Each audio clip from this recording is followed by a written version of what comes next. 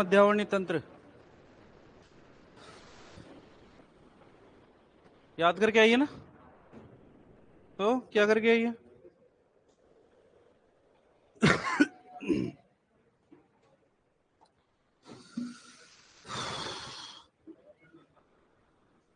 क्या लिखा था ये बता दो मेरे को।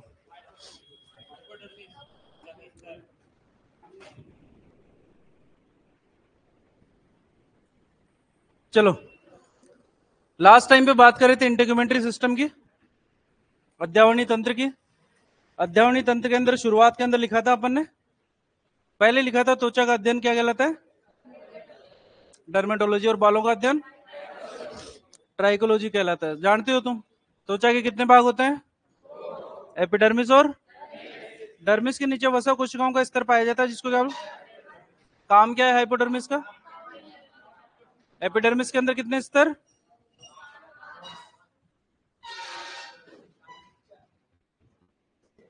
अरे बैठो रे बैठो, ऐसा क्या करते हो तुम यार?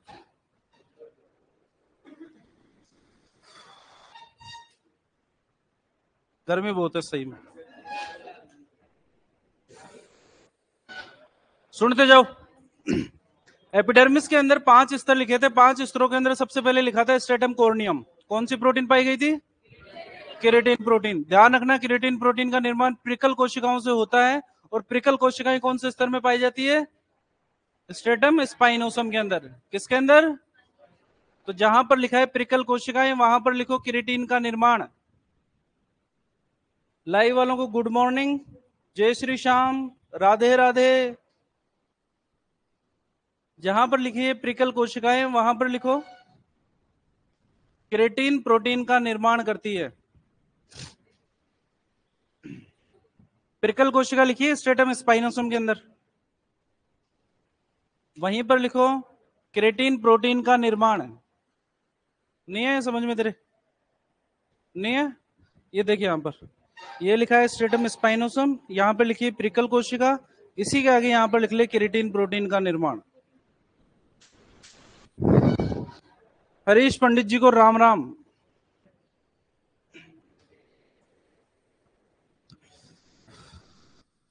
अरे पीछे वालों क्या हो गया तुम्हारे? एपिडर्मिस के अंदर स्ट्रेटम स्पाइनोसम लिखा है, स्पाइनोसम के अंदर लिखा है अपने प्रिकल कोशिका उपस्थित। वापस से सुनो, एपिडर्मिस के अंदर अपन ने लेयर लिखी थी स्ट्रेटम स्पाइनोसम, और वहां पर लिखा था प्रिकल कोशिका उपस्थित।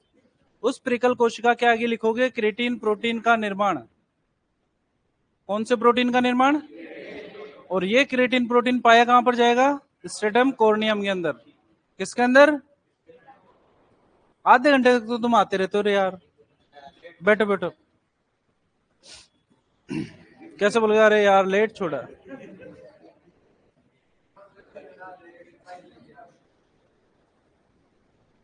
इतना कितना लिखवा के जाते हैं मनीष जी? बहुत ज्यादा। हाथ दर्द करते?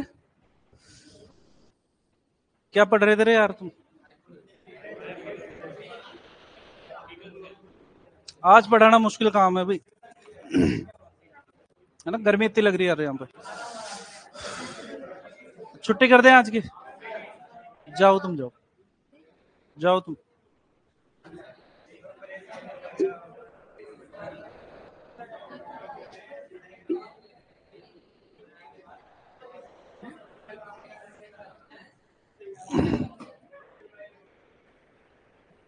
मतलब जाने की नीयत में फिर भी तुम्हारी नहीं है। लिखना शुरू करो इसके अंदर।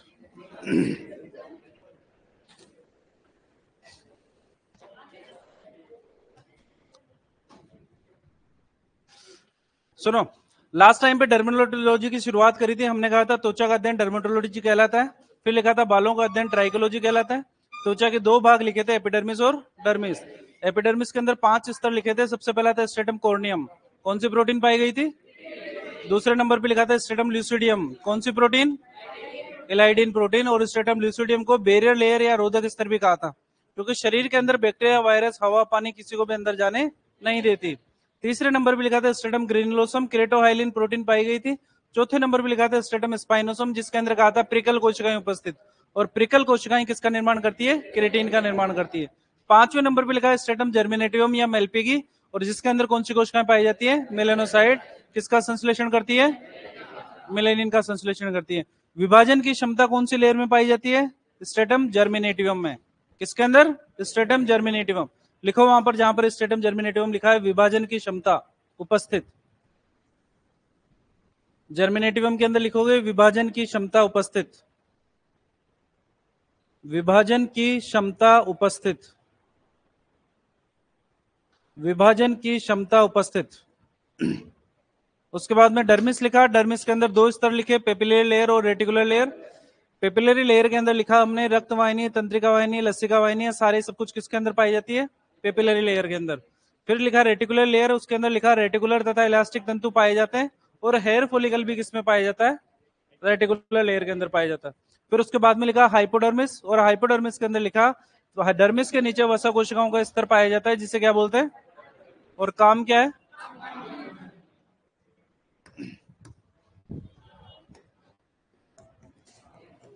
हेडिंग डालोगे त्वचा के व्युत्पन्न।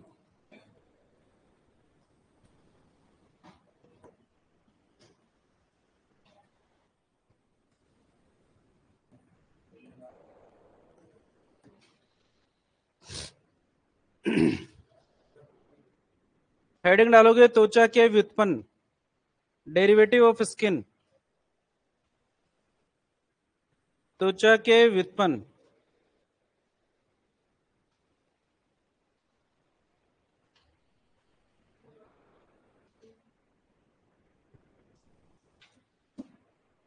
त्वचा के व्युत्पन्न।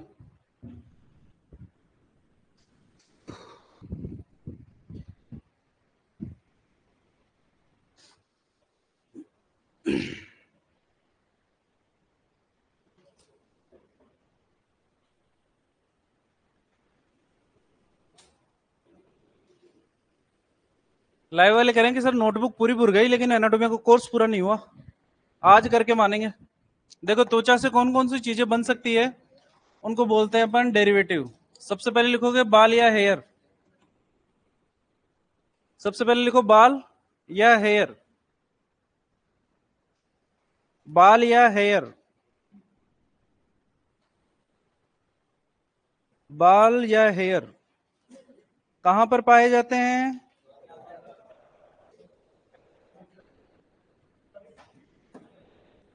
अरे कहां पर पाए जाते हैं? त्वचा पर पाए जाते हैं। देखो इधर, सुनते जाओ। बाल की अगर बात करते हैं तो एपिडर्मिस का रूपांतरण होता है। किसका रूपांतरण है? एपिडर्मिस का रूपांतरण होता है। किससे बने होते हैं? क्रेटिन प्रोटीन से बने होते हैं। और कार्य की अगर बात करते हैं, पहला कार्य है सुरक्षा और दूसरा कार्य है ताप नियमन। बाल अगर बड़े होते हैं तो मच्छर मक्खी बैठ नहीं पाते, मच्छर मक्खी बैठ नहीं पाते तो सुरक्षा हो जाती है। हो जाती है ना? भालू के बाल बड़े बड़े हैं, भालू शहद तोड़ के खा लेता है क्योंकि मधुमक्खियां उसको खा नहीं पाती। क्यों नहीं खा पाती? क्योंकि मधुमक्खियां उसके बालों के अंदर घुसी नहीं पाती। ताप नियमन की अगर बात करते हैं तो जहां पर ज्यादा गर्मी पड़ती है, जहां पर ज्यादा सर्दी पड़ती है, वहां के पशुओं के अंदर भी आपको बाल लंबे लंबे मिलेंगे। बकरी की मारवाड़ी नस्ल देखी है आपने? बिल्कुल ब्लैक कलर की मारवाड़ी नस्ल जिसके अंदर बाल लंबे लंबे, पूर्णतः रेगिस्तानी नस्ल की श्रेणी के अंतर्गत आती है। और रेगिस्तान के अंदर आपको पता है कि दिन के अंदर गर्मी ज्यादा पड़ती है, रात के अंदर सर्दी ज्यादा पड़ती है। तो ये जो लेयर है बालों की, ये अपने आप के अंदर एक थर्मो रेगुलेशन का कार्य भी बाल कर ही लेंगे। तो बालों का कार्य क्या रहेगा? सुरक्षा और ताप नियमन। किससे बने होंगे? और किसका रूपांतरण है? एपिडर्मिस। जबकि हेयर फॉलिकल पाया किस में जाता है? Reticular layer. किसकी? डर्मिस की के अंदर। दिक्कत?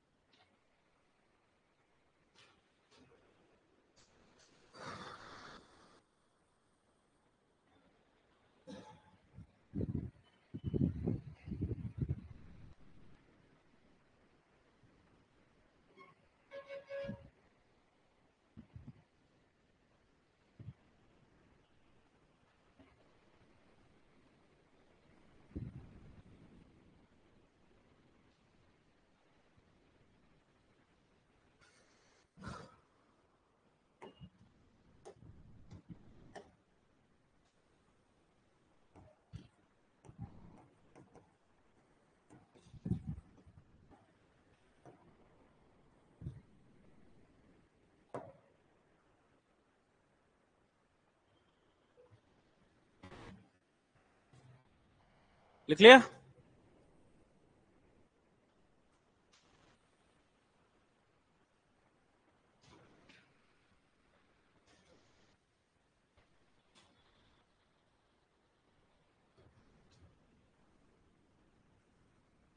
ठीक है। एक चीज याद रखना, केराटिन प्रोटीन के पाचन के लिए आपके शरीर के अंदर किसी प्रकार का एंजाइम नहीं पाया जाता।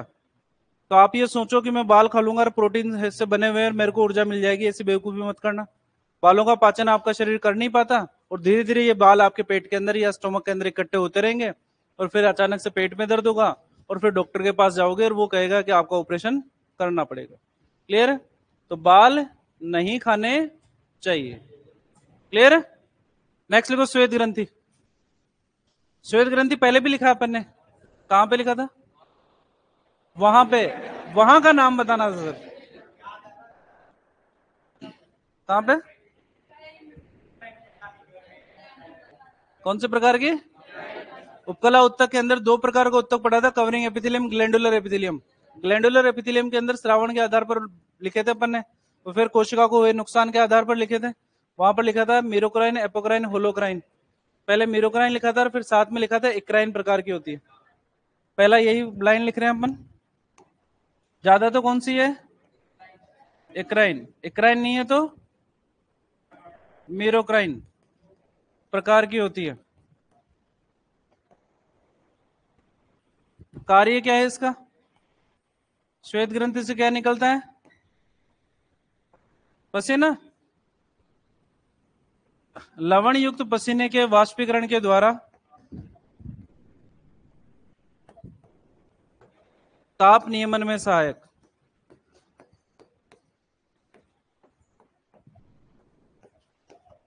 आपको पता ही है कि श्वेत ग्रंथि से पसीना निकलता है ना? गर्मियों के अंदर आप मटकी का पानी पीते हो तो मटकी का पानी ठंडा लगता है। क्यों लगता है? क्योंकि मटकी की बाह्य परत जो होती है वहां पर आपको पानी नजर आता है, और धीरे धीरे वो वाष्पीकृत होता रहता है। बाहर का टेम्परेचर 50 डिग्री का है, मटकी का खुद की अगर दीवार है वहां पर 50 डिग्री का टेम्परेचर आके टकराता है, तो वो पानी को वाष्प के अंदर बदल देता है और पानी उड़ जाता है। तो वो गर्मी को वहीं पे रोक लिया। हमारे शरीर के ऊपर जब गर्मी लगती है तो हमारे को पसीना आता है, तो वो पसीने की लेयर उस तापमान को रोकने का कार्य करता है, इसलिए थर्मो रेगुलेशन होता है इसके अंदर। तो लवण युक्त पसीने के वाष्पीकरण द्वारा ताप नियमन का कार्य कौन करती है? श्वेत ग्रंथियां करती है। क्वेश्चन हमारे से पूछा जाता है कि श्वेत ग्रंथियां किस किस के अंदर एब्सेंट होती है? फाउल के अंदर और पेग में अनुपस्थित होती है। एक जगह कोई बुक के अंदर क्वेश्चन दिया गया था, उसने कहा था कि भैंस के अंदर भी अनुपस्थित होती है। भैंस के अंदर श्वेत ग्रंथियां अनुपस्थित नहीं होती, कम होती है। अल्प विकसित नहीं, कम। कम। कम और अल्प विकसित में फर्क होता है। लिखो।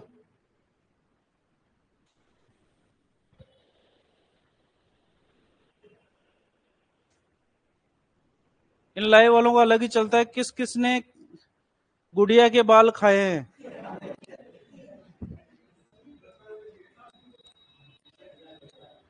ध्यान रखोगे वो ओरिजिनल गुड़िया के बाल नहीं है, वो बस बोल ही रहे हैं गुड़िया के बाल।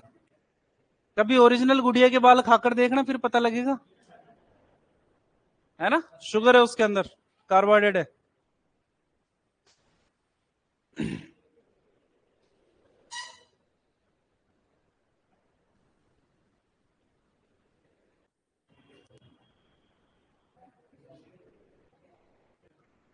बातें नहीं रहे।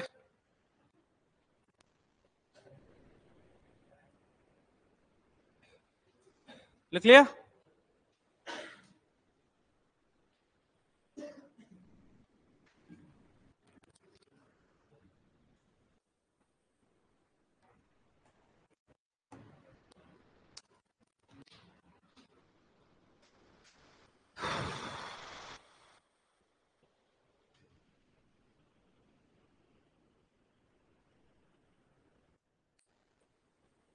अरे बातें मत करो रे। पहले गर्मी हो रही, तुम्हारे बोलने से वाइब्रेशन होते हैं जिससे कंपन बढ़ जाता है। टेम्परेचर तुम्हारी वजह से बढ़ रहा है ना? लिख लिया? सुनते जाओ एक बार। तीसरे नंबर पे आती है सिबेशियस ग्रंथि।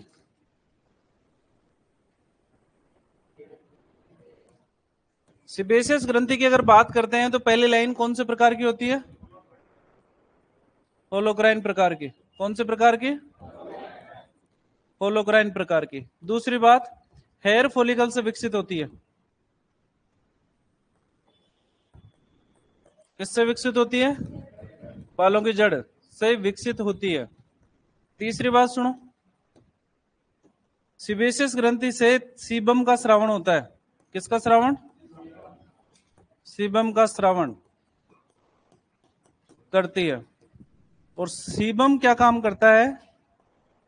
विटामिन डी के संश्लेषण में सहायक। किसके संश्लेषण में सहायक? विटामिन डी के संश्लेषण में सहायता करता है।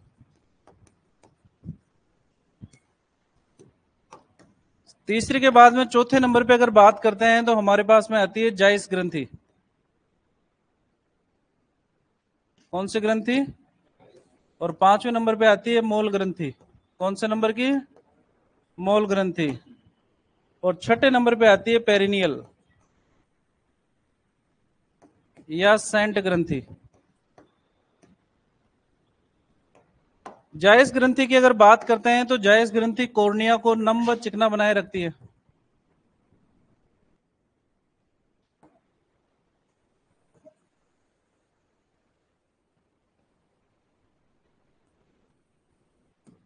मोल ग्रंथि पलकों के ऊपर पाई जाती है। कहां पर पाई जाती है?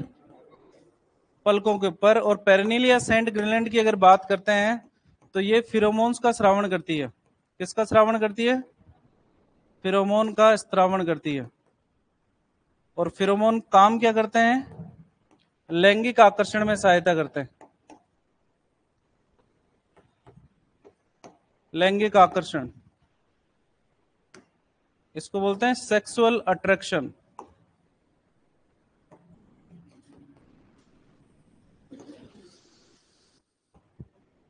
में सहायक होती है। जितने जानवर हम पढ़ते हैं उसके अंदर अगर बात करते हैं विच में उपस्थित होती है। अब सुनो, जायस ग्रंथि की अगर बात करते हैं तो ये कॉर्निया के अंदर पाई जाती है। तो आंखों के ऊपर की तरफ जो लेयर होती है उसको बोलते हैं कॉर्निया। क्या बोलते हैं? और जब अगर आप पलके नहीं झपकाते हो तो आपकी आंखें ड्राई होने लग जाती है और आपको फट से पलके झपकानी पड़ती है। तो वहां पर बेसिकली जायस ग्लैंड उस कॉर्निया को नम बनाए रखेगी, साथ ही साथ चिकना बनाए रखेगी, ताकि आपकी पलके आंखों के ऊपर आसानी से ऊपर नीचे हो सके। पलकों की अगर बात करते हैं तो इस पलकों के ऊपर क्या मिलेगी? मोल ग्रंथि। तो ये तो बावड़े बनाने वाली बातें होती है कि मैं तुझे पलकों पर बैठा के रखूंगा। कोई नहीं बैठा के रखता। वो क्या बैठी रहती है वहां पर? पेरिनियल या सेंट ग्लैंड की अगर बात करते हैं तो बिच के द्वारा जब स्ट्रेस पीरियड के अंदर आती है या हीट के अंदर आती है, उस टाइम पर फिरोमोन्स का श्रावण किया जाता है पेरिनियल ग्लैंड के द्वारा, जिससे मेल को ये पता लग जाता है कि ये फीमेल हीट के अंदर है, तब जाके मीटिंग होती है। तो फिरोमोन्स बेसिकली किसके अंदर सहायता करेंगे? लैंगिक आकर्षण के अंदर सहायता करेंगे। और कहां पर पाई जाएगी? Perennial reason. एनस के चारों ओर जो रीजन होता है ना, गुदा के चारों ओर वाला जो क्षेत्र होता है, उसको बोलते हैं पेरिनियल रीजन। और वहीं पर पाए जाने के कारण इसका नाम क्या दिया गया है? पेरिनियल ग्रंथि। और फिरोमोन्स एज एज सेंट काम कर रहे हैं ताकि नर को पता लगे कि हीट के अंदर है, इसीलिए इसको क्या नाम दिया गया है? सेंट ग्लैंड भी कहा गया। क्लियर है? उतारो ऐसे कैसे।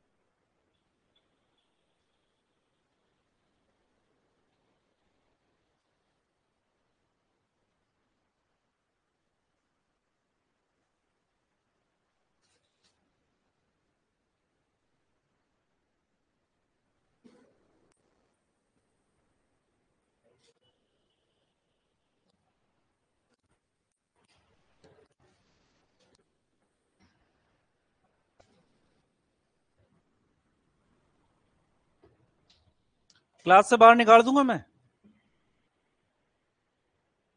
समझ गया? समझ गया क्या? मेरे को पता है क्या कर रहा था तू, है ना, इसीलिए बोल रहा हूं मैं तेरे से कि क्लास से बाहर निकाल दूंगा, शांति से बैठा।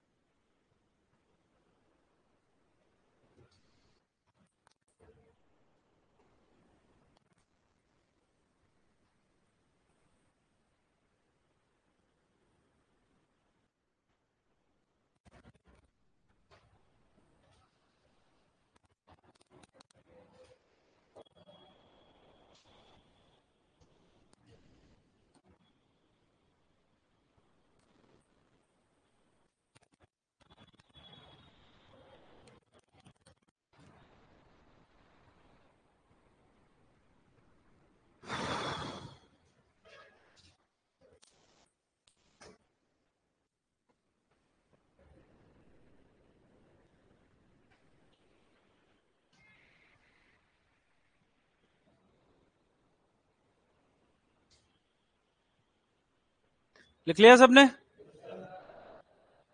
नेक्स्ट लिखो सींग। सींग।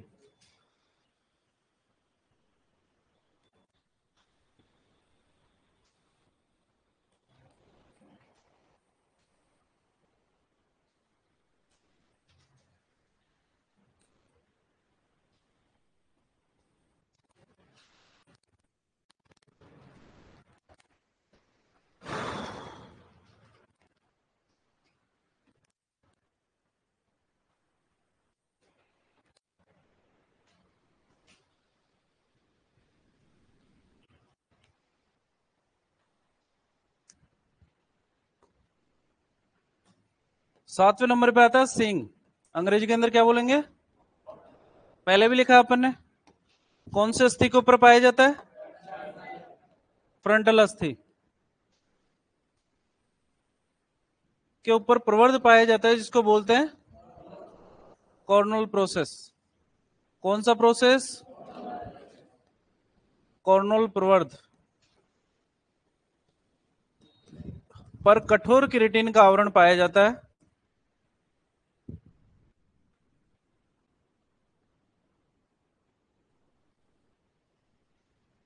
पाया जाता है, जिसे क्या बोलते हैं? सींग। सींग में एक संवेदी संरचना पाई जाती है,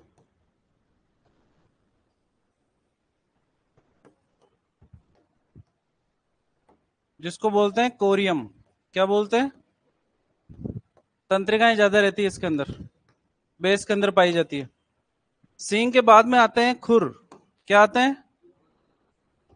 खुर, हूफ। ये सारे के सारे जो बने हुए हैं ना, ये एपिडर्मिस के रूपांतरण है सब।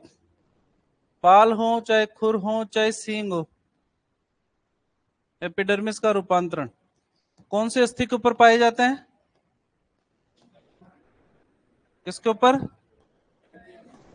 थर्ड फेलेंक्स के ऊपर उपस्थित होते हैं ये। खुर की बात करते हैं तो इसके तीन भाग होते हैं। पहला नाम है पेरियोपल, दूसरा नाम है वाल, और तीसरा नाम है सोल। क्या नाम है? Soul. First failings, second failings और थर्ड फेलिंग्स लिखी थी अपन ने। एक बुक के अंदर दे रखा था,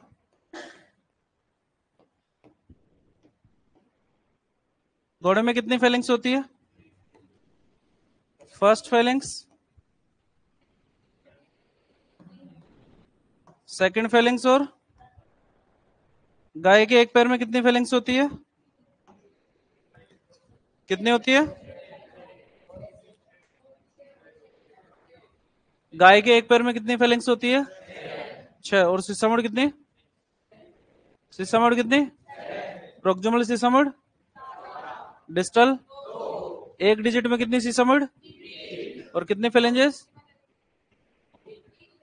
कितने फेलेंजेस, घोड़े के अंदर कितनी होती है, होती है, ठीक है। फर्स्ट फेलेंक्स को घोड़े के अंदर बोलते हैं ओस सफ्रागिनिस, सेकंड फेलेंक्स को बोलते हैं ओस कोरोनी और थर्ड को बोलते हैं ओस पेडिस। क्या बोलते हैं?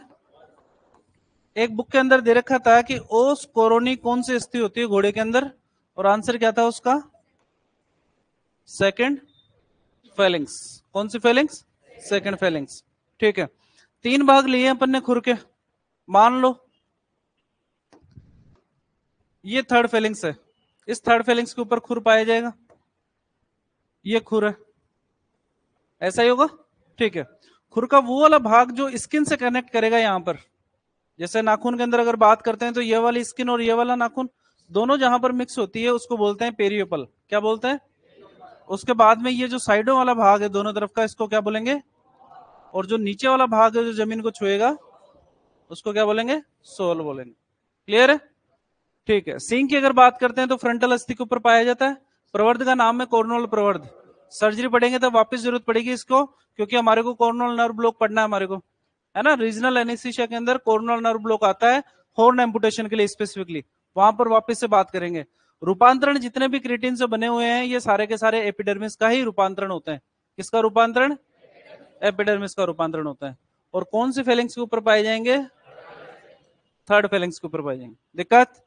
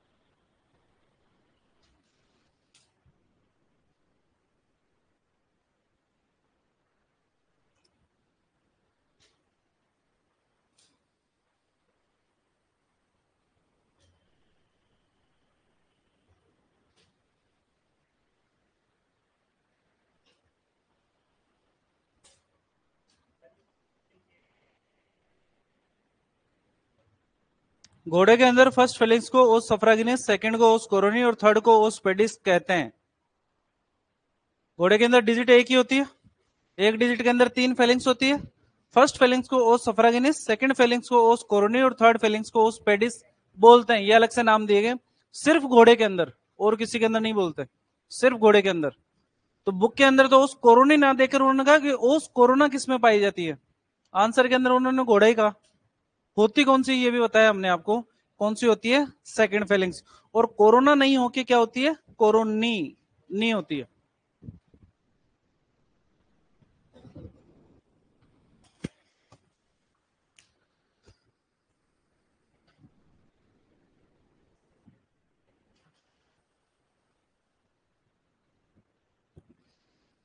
लिख लिया।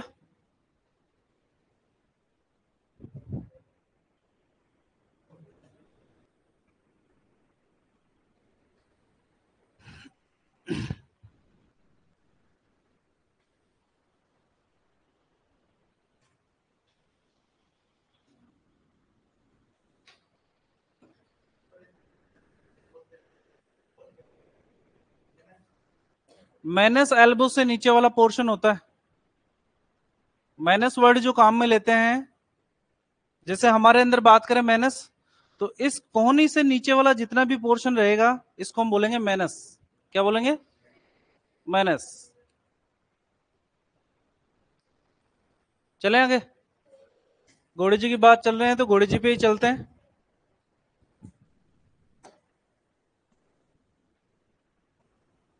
हॉर्स में डिजिट कितनी होती है, कितनी होती है, कौन से नंबर की होती है,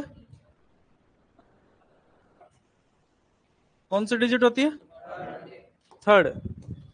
घोड़े में तीन संरचनाएं आती है, चेस्टनट, अर्गट, और एक और संरचना आती है जिसको बोलते हैं फ्रॉग। चेस्टनट, अर्गट और फ्रॉग। घोड़े में प्रथम अवशेषी डिजिट क्या कहलाती है, प्रथम अवशेषी डिजिट। सेकंड एंड फोर्थ अवशेषी डिजिट क्या कहलाएगी, अर्गट।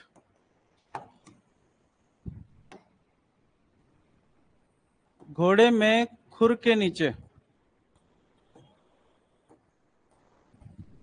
त्रिकोणाकार भाग,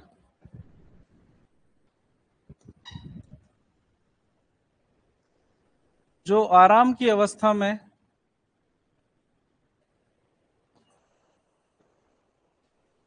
जमीन को छूता है,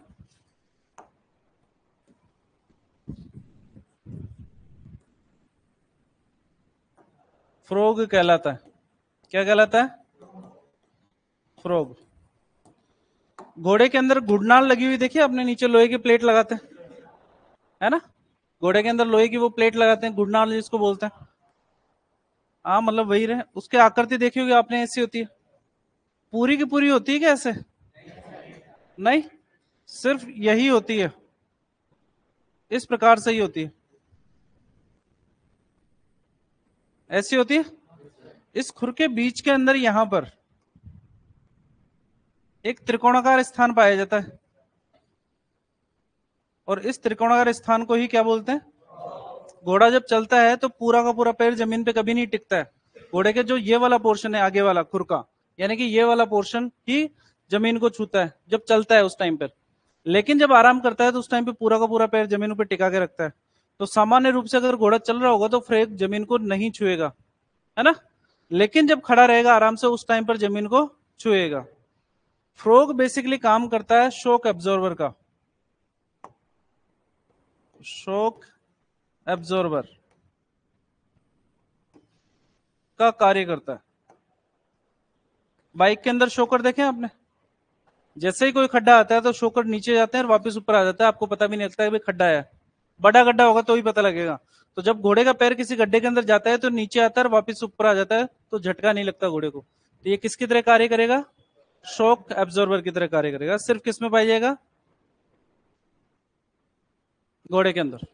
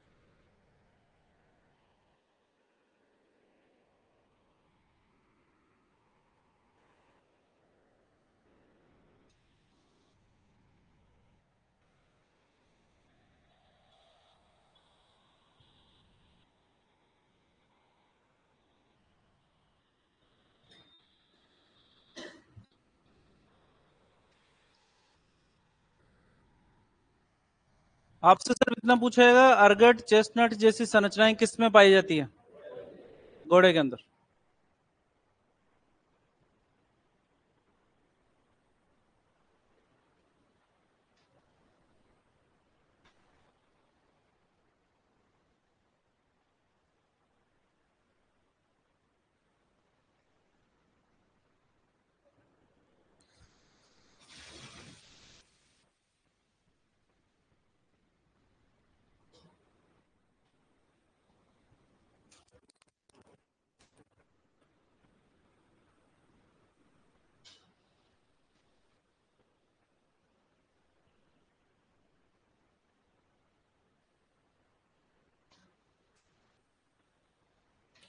लिख लिया सबने?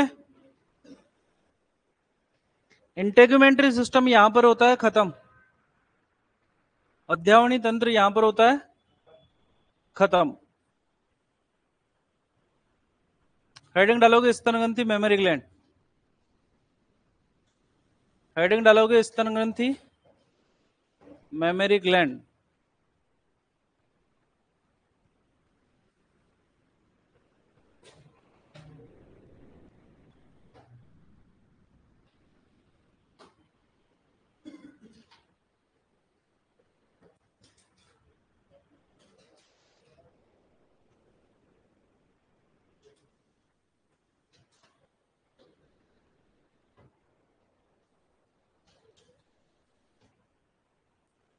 स्तन ग्रंथि या मेमोरी ग्लैंड? स्तन ग्रंथि का काम क्या होता है? दूध उत्पादन। सर सूर्य में हीट का पता लगाने के लिए कौन सा टेस्ट करते हैं? गायनी के अंदर बताएंगे। लिख लिया? हेडिंग डालोगे मेमोरी ग्लैंड।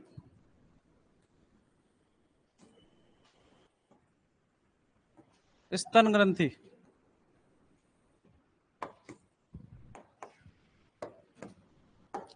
पहली बात, रूपांतरित श्वेत ग्रंथि होती है।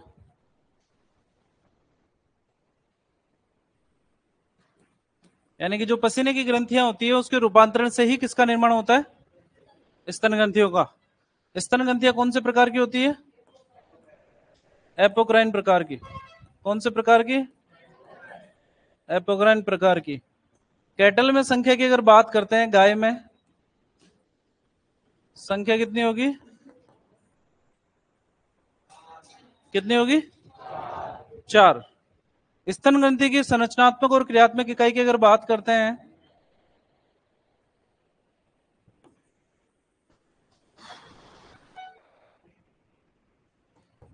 मैं इकाई की अगर बात करते हैं तो वो होती है सिक्रेटरी एल्वुलाई, जबकि रेस्पिरेटरी एल्वुलाई किसकी इकाई होती है?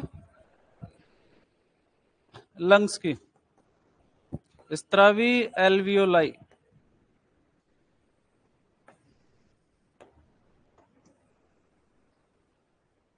जस्ट इमेजिन करो एक एचएफ गाय को, कर लिया?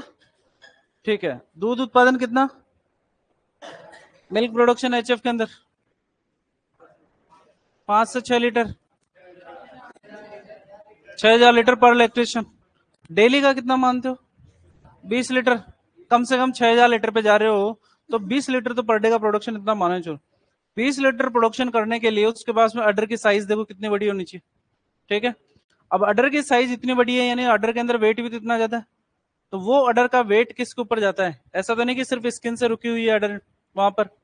ठीक है, स्तन ग्रंथि की अगर बात करते हैं तो वहां पर 2 लेटरल सस्पेंसरी लिगामेंट,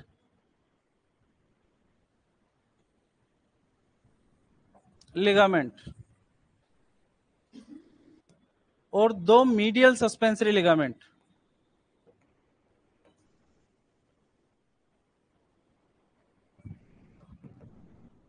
ये 4 लिगामेंट पाए जाते हैं स्तन ग्रंथि के अंदर, है ना? लिगामेंट है तो जोड़े रखने का काम करेंगे स्तन ग्रंथि को, और ये लिगामेंट खुद किससे जुड़ेंगे?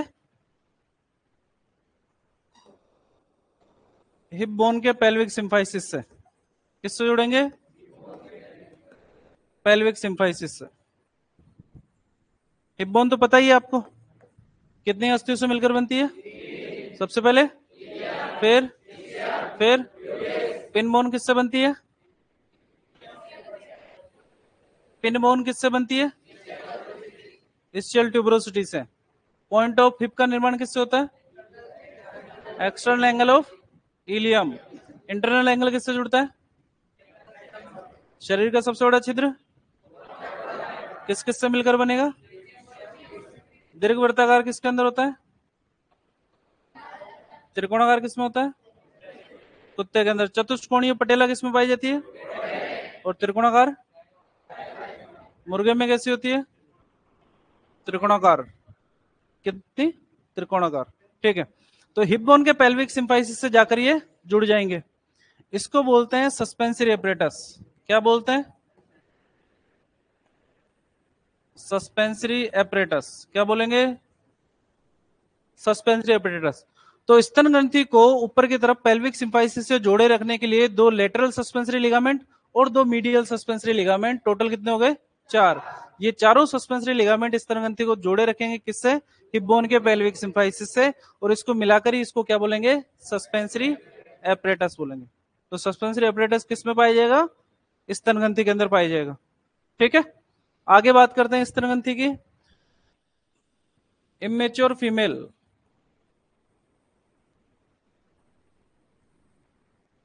अवयस्क मादा तथा मेल में अवशेषी होती है। में कैसी होती है? रूडिमेंट्री। रूडिमेंट्री बोन कौन सी होती है? पटेला। लठ लेके आओ रे, कौन सी होती है? फिबुला। तो ऐसा है कि पहली बार में सही जवाब नहीं देना तुम्हारे को, क्वेश्चन सुन के आराम से भी जवाब दे सकते हो तुम, ऐसा कुछ नहीं। तो रूडिमेंट्री बोन की अगर बात करते हैं तो वो कौन सी होती है? फिबुला। अवशेषी अस्थि लिखा अपन ने। ठीक है, यहां पर इमेच्योर फीमेल यानी अवयस्क जो मादा होती है और जो नर होते हैं उनके अंदर ये कैसी होती है? अवशेषी होती है। स्तन ग्रंथियों का जो विकास होता है वो प्यूबर्टी एज के अंदर एस्ट्रोजन हार्मोन के कारण होता है। किसके कारण? एस्ट्रोजन हार्मोन के कारण। और प्रोजेस्टेरोन हार्मोन के कारण सिक्रेटरी एल्वेलाई का निर्माण होने लग जाता है। प्रोलैक्टिन हार्मोन की वजह से दूध का संश्लेषण होता है। ऑक्सीटोसिन हार्मोन की वजह से दूध थनों के अंदर आता है। किसके अंदर आता है? थनों के अंदर। और एड्रेनालिन और एपिनेफ्रिन हार्मोन के प्रभाव से ऑक्सीटोसिन हार्मोन के प्रभाव को जस्ट रिवर्स काम करेगा, थनों से वापस कहां पर भेज देगा? स्तन ग्रंथि के अंदर। क्लियर? आगे बात कर लेंगे। थन की अगर बात करते हैं, मान लो ये थन है, ठीक है, ये थन की स्किन है। दूध इस वाले पोर्शन के अंदर भरा रहेगा, इस वाले पोर्शन में रहेगा। ठीक है, इसको बोलते हैं टीट साइनस। क्या बोलते हैं? थन की गुहा, टीट कैविटी।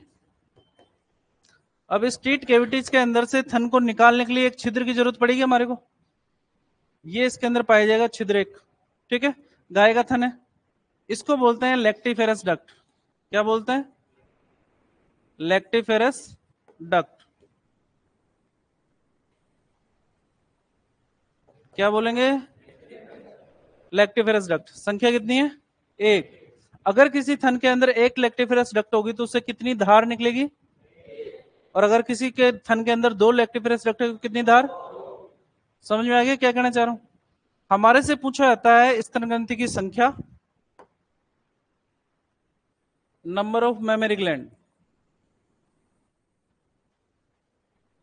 और हमारे से पूछी जाती है लैक्टिफेरस डक्ट की संख्या।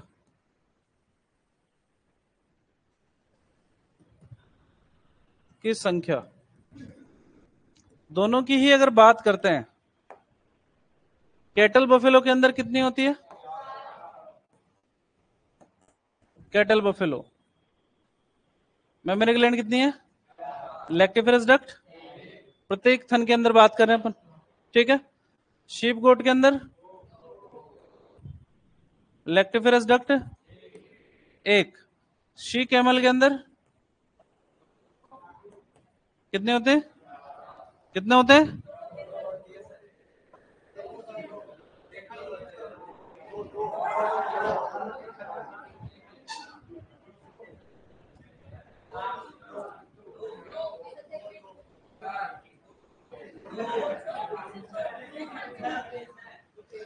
किसने देखा है? 5। कौन बोल रहा है? Very good. शी कैमल की अगर बात करते हैं तो कितनी होती है? और लैक्टिफेरस डक्ट? दो। बिच की अगर बात करते हैं तो बिच के अंदर 10। लैक्टिफेरस डक्ट की अगर बात करते हैं सो की, सॉरी, 10 से 12 लैक्टिफेरस डक्ट की संख्या। और मेयर की अगर बात करते हैं तो 2, और ये भी 2। मुर्गे के अंदर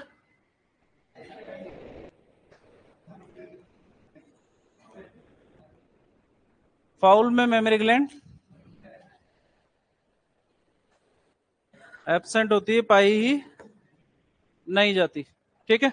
तो मेमोरी ग्लैंड की अगर बात करते हैं तो मेमोरी ग्लैंड रूपांतरित श्वेत ग्रंथि, श्वेत ग्लैंड का रूपांतरण से बनती है। एपोक्राइन प्रकार की होती है। एपोक्राइन प्रकार के अंदर अपने को पता है कि कुछ मात्रा के अंदर कोशिका द्रव्य और कुछ मात्रा के अंदर कोशिका झिल्ली का नुकसान होता है, लेकिन कोशिका नष्ट नहीं होती है। इसके बाद में केटल में संख्या की अगर बात करते हैं तो 4, यानी कि 4 क्वार्टर पाए जाते हैं। संरचनात्मक और क्रियात्मक इकाई की अगर बात करते हैं तो secretary alveoli. 2 lateral suspensory ligament और 2 मीडियल सस्पेंसरी लिगामेंट मिलकर निर्माण करते हैं सस्पेंसरी एपरेटस का, और ये चारों किससे जुड़े रहते हैं? हिप बोन के पेल्विक सिम्फाइसिस से। आगे अगर बात करते हैं इमेच्योर फीमेल यानी अवयस्क मादा और नर के अंदर स्तनग्रंथियां कैसी होती है? अवशेषी होती है। आगे अगर बात करते हैं नंबर ऑफ मेमोरी ग्लैंड की और लेक्टिफेरस डक्ट की संख्या की, तो गाय भैंस के अंदर कितनी होगी? 4 लेक्टिफेरस डक्ट। शीप गोट के अंदर लेक्टिफेरस। शी कैमल में लेक्टिफेरस। बिच के अंदर लेक्टिफेरस। सो के अंदर लेक्टिफेरस। मेयर के अंदर लेक्टिफेरस भी। लेक्टिफेरस डक्ट की संख्या से रिलेटेड क्वेश्चन बुक के अंदर दे रखे हैं, लेकिन आपसे एग्जाम के अंदर सिर्फ ये वाली संख्या ही पूछी जाएगी, यानी कि नंबर ऑफ मेमोरी ग्लैंड आपसे पूछी जा सकती है। थन की जो गुहा होती है उसको क्या बोलते हैं? टीट साइनस बोलते हैं। क्या बोलते हैं?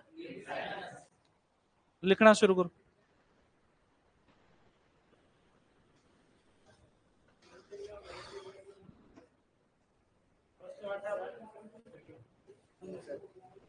चलो।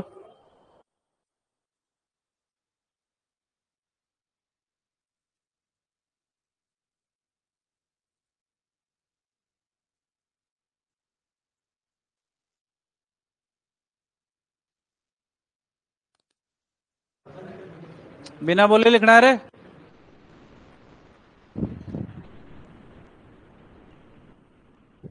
सर दूध आगे के थनों में ज्यादा हो गया या पीछे के थनों के अंदर? पीछे के थनों का आकार ज्यादा रहता है बजाय आगे के थनों के। अनुपात की अगर बात करते हैं तो 40:60। ठीक है।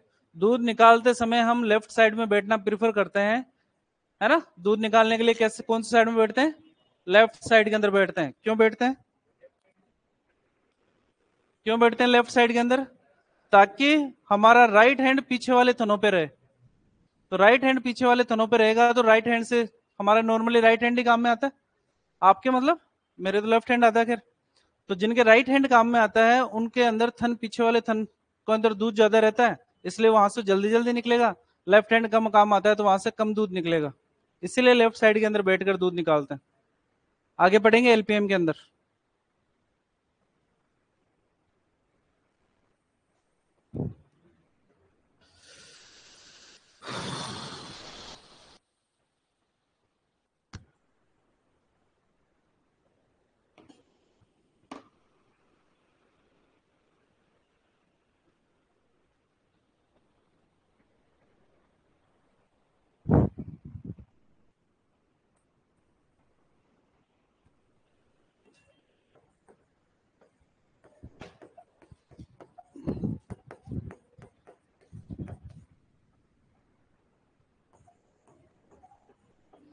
दो लेटरल सस्पेंसरी लिगामेंट और दो medial suspensory ligament hip bone के पेल्विक सिम्फाइसिस से जुड़ते हैं, जिसे सस्पेंसरी एपरेटस कहते हैं।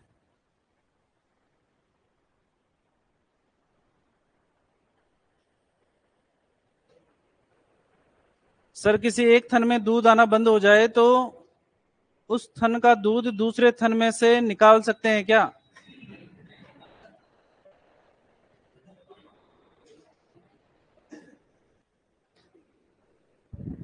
एलएसए का रखा है ना आपने?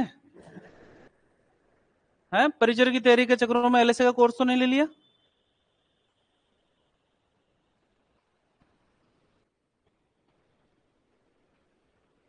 हम कह रहे हैं स्तन ग्रंथियों की संख्या 4 होती है तो थन भी कितने होंगे? 4। कितने होंगे? 4।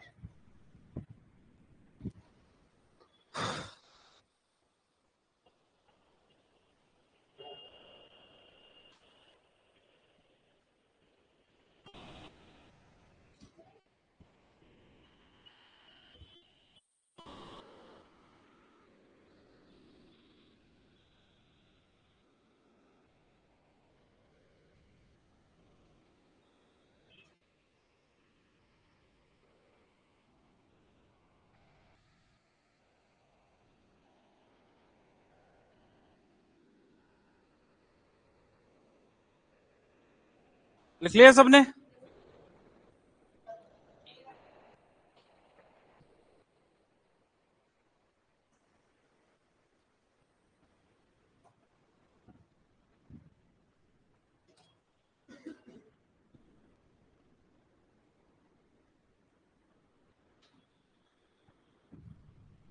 नहीं, बोल ले बोल ले। बोल चल, मैं सुनूंगा आज तो क्या बोल रहे। बोलो तुम दोनों। क्या नाम है तेरा? विनीत। दोस्त है किधर? फिर ऐसे पास में बैठाया कर भाई को। कहाँ का है? डूंगरपुर। लिख लिया क्या?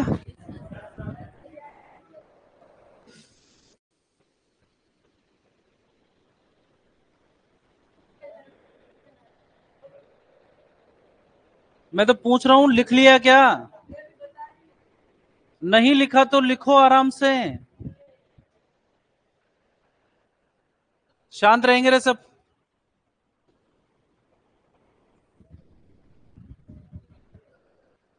लिख लिया?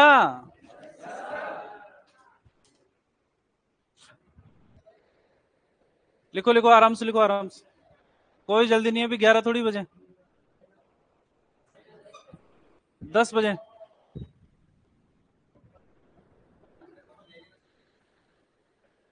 हो गया आज का पूरा। तो क्या पहले तो बातें करती रहती है फिर बाद में लिखना शुरू करती है? मैंने देखा उससे बात करी थी तो। तेरा ध्यान सुनने में तो है ना? राम और श्याम साथ में बैठे, सीता और गीता साथ में बैठे हैं और बात नहीं करे। ऐसा हो ही नहीं सकता। लिख लिया? लिखो रे लिखो। इंटरपेराइटल बोन्स मुर्गे में एब्सेंट होती है।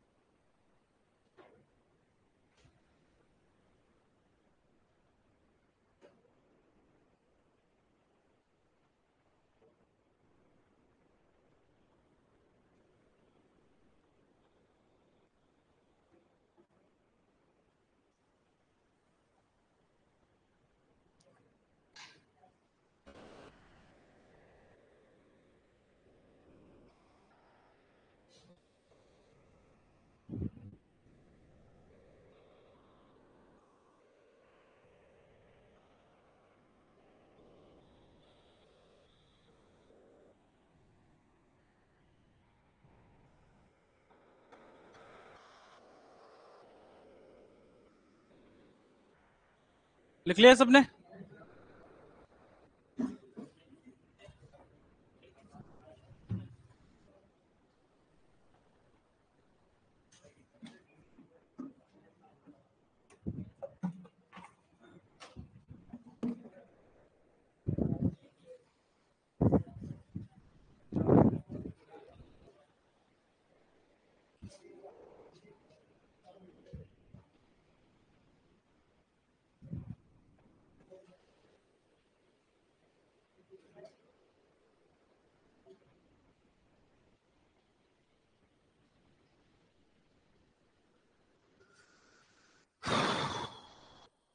लिख लिया? यहां पर हमारे एनाटोमी होती है। सुन लो रे, पहले सुन लो, मैं बोल रहा हूं ना, पहले सुना करो, उसके बाद में बोला करो, ठीक है? Myology, male female genital system, ये दो चीजें और बची है। मेल फीमेल जेनाइटल सिस्टम हम पढ़ेंगे जब अपन पढ़ेंगे गायनी। गायनी के अंदर पहले नरजनन तंत्र, फिर मादा जनन तंत्र पढ़ेंगे अपन, ठीक है? मायोलॉजी का जो मेन पोर्शन है, जहां से क्वेश्चन पूछा आता है, वो अपन मस्कुलर टिश्यू के अंदर पढ़ चुके हैं। रेखित पेशी, अरेखित पेशी, हृदय पेशियां, ऐच्छिक अनैच्छिक, उसके अलावा dark band, light band, sarcomere, वो सारी चीजें अपन पहले पढ़ चुके हैं। सिर्फ मसल्स के नाम है, उनके अंदर से सिर्फ एक क्वेश्चन पूछा जाता है, 4 ऑप्शन दिए जाते हैं, पूछा जाता है कि निम्न में से कौन सी मसल सिंगल है, और आंसर क्या आता है? डायफ्राम। क्या आता है? याद रह जाएगा ये तो। डायफ्राम वैसे भी एक ही होता है। उसके अलावा हाथ की और पैरों की मसल्स की अगर बात करते हैं, सबकी सब डबल होती है, क्योंकि हाथ और पैर कितने होते हैं? 2-2 होंगे, तो डबल ही होंगे, ठीक है? बाइसेप्स ट्राइसेप्स आप जानते ही हो, इतना डिटेल मायोलॉजी के अंदर हमारे से कुछ भी नहीं पूछा था। फिर भी मसल्स के लिए आपको एक पेज दे दिया जाएगा, जिसके अंदर मसल्स के नाम लिखे होंगे। अगर याद हो जाए आपको तो कर लेना, नहीं याद हो तो भी कोई भी फर्क नहीं पड़ेगा। क्लियर? दिक्कत यहां तक? नहीं सर। अब सुनो काम की बात, सबसे इंपॉर्टेंट बात। एनाटॉमी की बात करते हैं तो क्वेश्चन कितने आने हैं?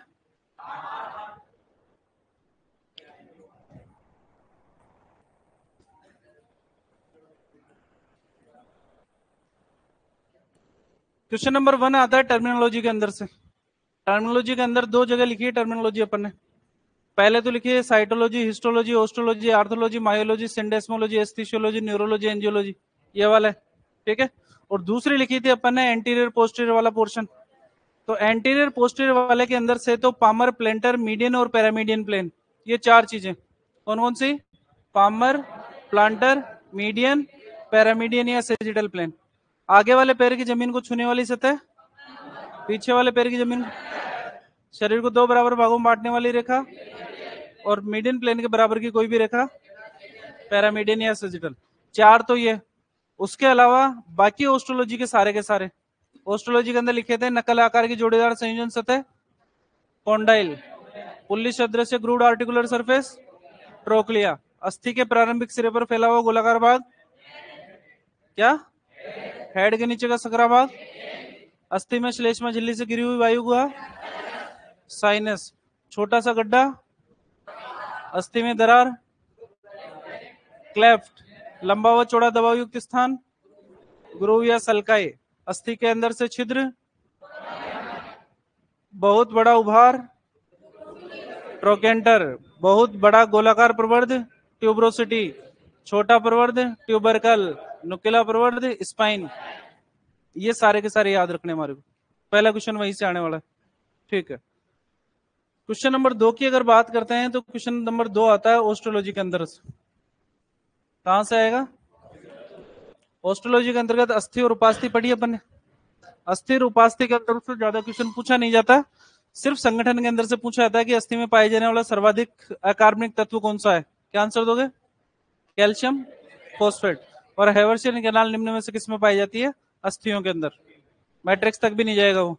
ठीक है, मेन जो क्वेश्चन पूछे जाते हैं वो बोन्स रिलेटेड पूछे जाते हैं हमारे से, है ना। और बोन के अंदर भी ज्यादा डीप कोई नहीं जाता, सिर्फ कॉमन नाम। नेविकुलर बोन कौन सी होती है? क्लेविकल को क्या बोलते हैं? कैनन बोन कौन सी होती है? लार्ज मेटाकार्पल, किसके अंदर? कैटल के अंदर। स्प्लिंट बोन कौन सी होती है? ओस मैग्नस कौन सी होती है? ओस मैग्नस। 2+3 फ्यूज्ड कार्पल क्या कहलाती है? ओस मैग्नस कहलाती है। तो ये इस टाइप के क्वेश्चन पूछे जाएंगे। संख्या के अंदर आपसे पूछे जाते हैं कार्पल और टार्सल की संख्या, कुल अस्थियों की संख्या आपसे पूछी जाएगी। ठीक है, इसके अलावा अगर बात करते हैं टर्मिनोलॉजी के अंदर, तो शरीर की सबसे बड़ी लंबी भारी मजबूत अस्थि, पश्चपाद की सबसे बड़ी लंबी भारी मजबूत अस्थि, अग्रपाद की सबसे बड़ी लंबी भारी मजबूत अस्थि, है ना। ध्यान रखना अग्रपाद और पश्चपाद दोनों का और शरीर का आंसर उस हिसाब से देना है हमारे को। दूसरा क्वेश्चन ऑस्ट्रोलॉजी के अंदर से। क्वेश्चन नंबर 3 आता है हमारा आर्थोलॉजी के अंदर से। कहां से? आर्थोलॉजी के अंदर। सिंपल से अगर क्वेश्चन देना होगा तो वो आपको दो बोन का नाम देके किसी जॉइंट का नाम पूछ लेगा। ह्यूमरस और स्केपुला के बीच में निम्न में से कौन सा जॉइंट बनता है? ह्यूमरस और स्केपुला के अंदर शोल्डर जॉइंट। एल्बो जॉइंट का निर्माण किन अस्थियों से होता है? ह्यूमरस और, एक तो इस टाइप का क्वेश्चन। या फिर आपसे टाइप्स के अंदर जाएगा, कपाल में कौन से प्रकार के जॉइंट पाए जाते हैं? Suture joint. शोल्डर जॉइंट कौन से प्रकार का होता है? Ball and socket joint. जबकि अगर बात करते हैं यस जॉइंट कौन से प्रकार का? यस जॉइंट कौन से प्रकार का? Hinge. No joint pivot. Synovial joint के अंदर से क्वेश्चन हमारे सबसे ज्यादा पूछे जाते हैं क्योंकि टाइप्स ज्यादा हैं और जॉइंट भी ज्यादा है हमारे पास में वहां पर। तो वहां पर इंडिविजुअल जॉइंट्स के नाम याद रखने हैं और उनके एग्जाम्पल याद रखने हैं। तीन तो विशेष रूप से याद रखोगे, हिंज, पाइवट और बॉल एंड सॉकेट जॉइंट। ये तीन के एग्जाम्पल तो आपको याद होने ही होने चाहिए। चौथे नंबर का क्वेश्चन जो आता है वो आता है हमारा साइटोलॉजी के अंदर से। कहां से आता है? सिंपल सा क्वेश्चन। कोशिका का अंतः कंकाल किसे कहते हैं? कोशिका का अंतः कंकाल। शक्ति ग्रह किसे कहते हैं? Ribosomal factory. केंद्रिका। Protein factory. कोशिका का इंजन। माइटोकॉन्ड्रिया कौन बोल रहा है ना? कौन सा होता है? शक्ति ग्रह। और आत्मघाती थैली। कोशिका की खोज। केंद्रक की खोज। कोशिका सिद्धांत। स्लीडेन। और आधुनिक कोशिका विज्ञान के जनक। Father of microbiology Antonie van Leeuwenhoek. Father of Indian cytology. Father of Indian cytology doctor A.K. Sharma. लिखा अपन ने? लिखो।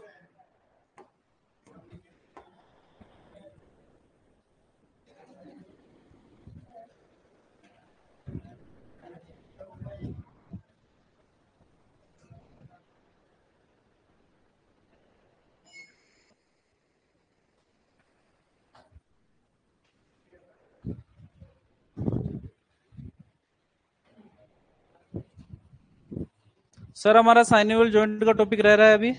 साइनिवल जॉइंट का टॉपिक करवा देंगे भाई, तुम्हारे को डाल देंगे क्लास 1 इसके अंदर। फादर ऑफ इंडियन साइटोलॉजी देखो, डॉक्टर A.K. शर्मा।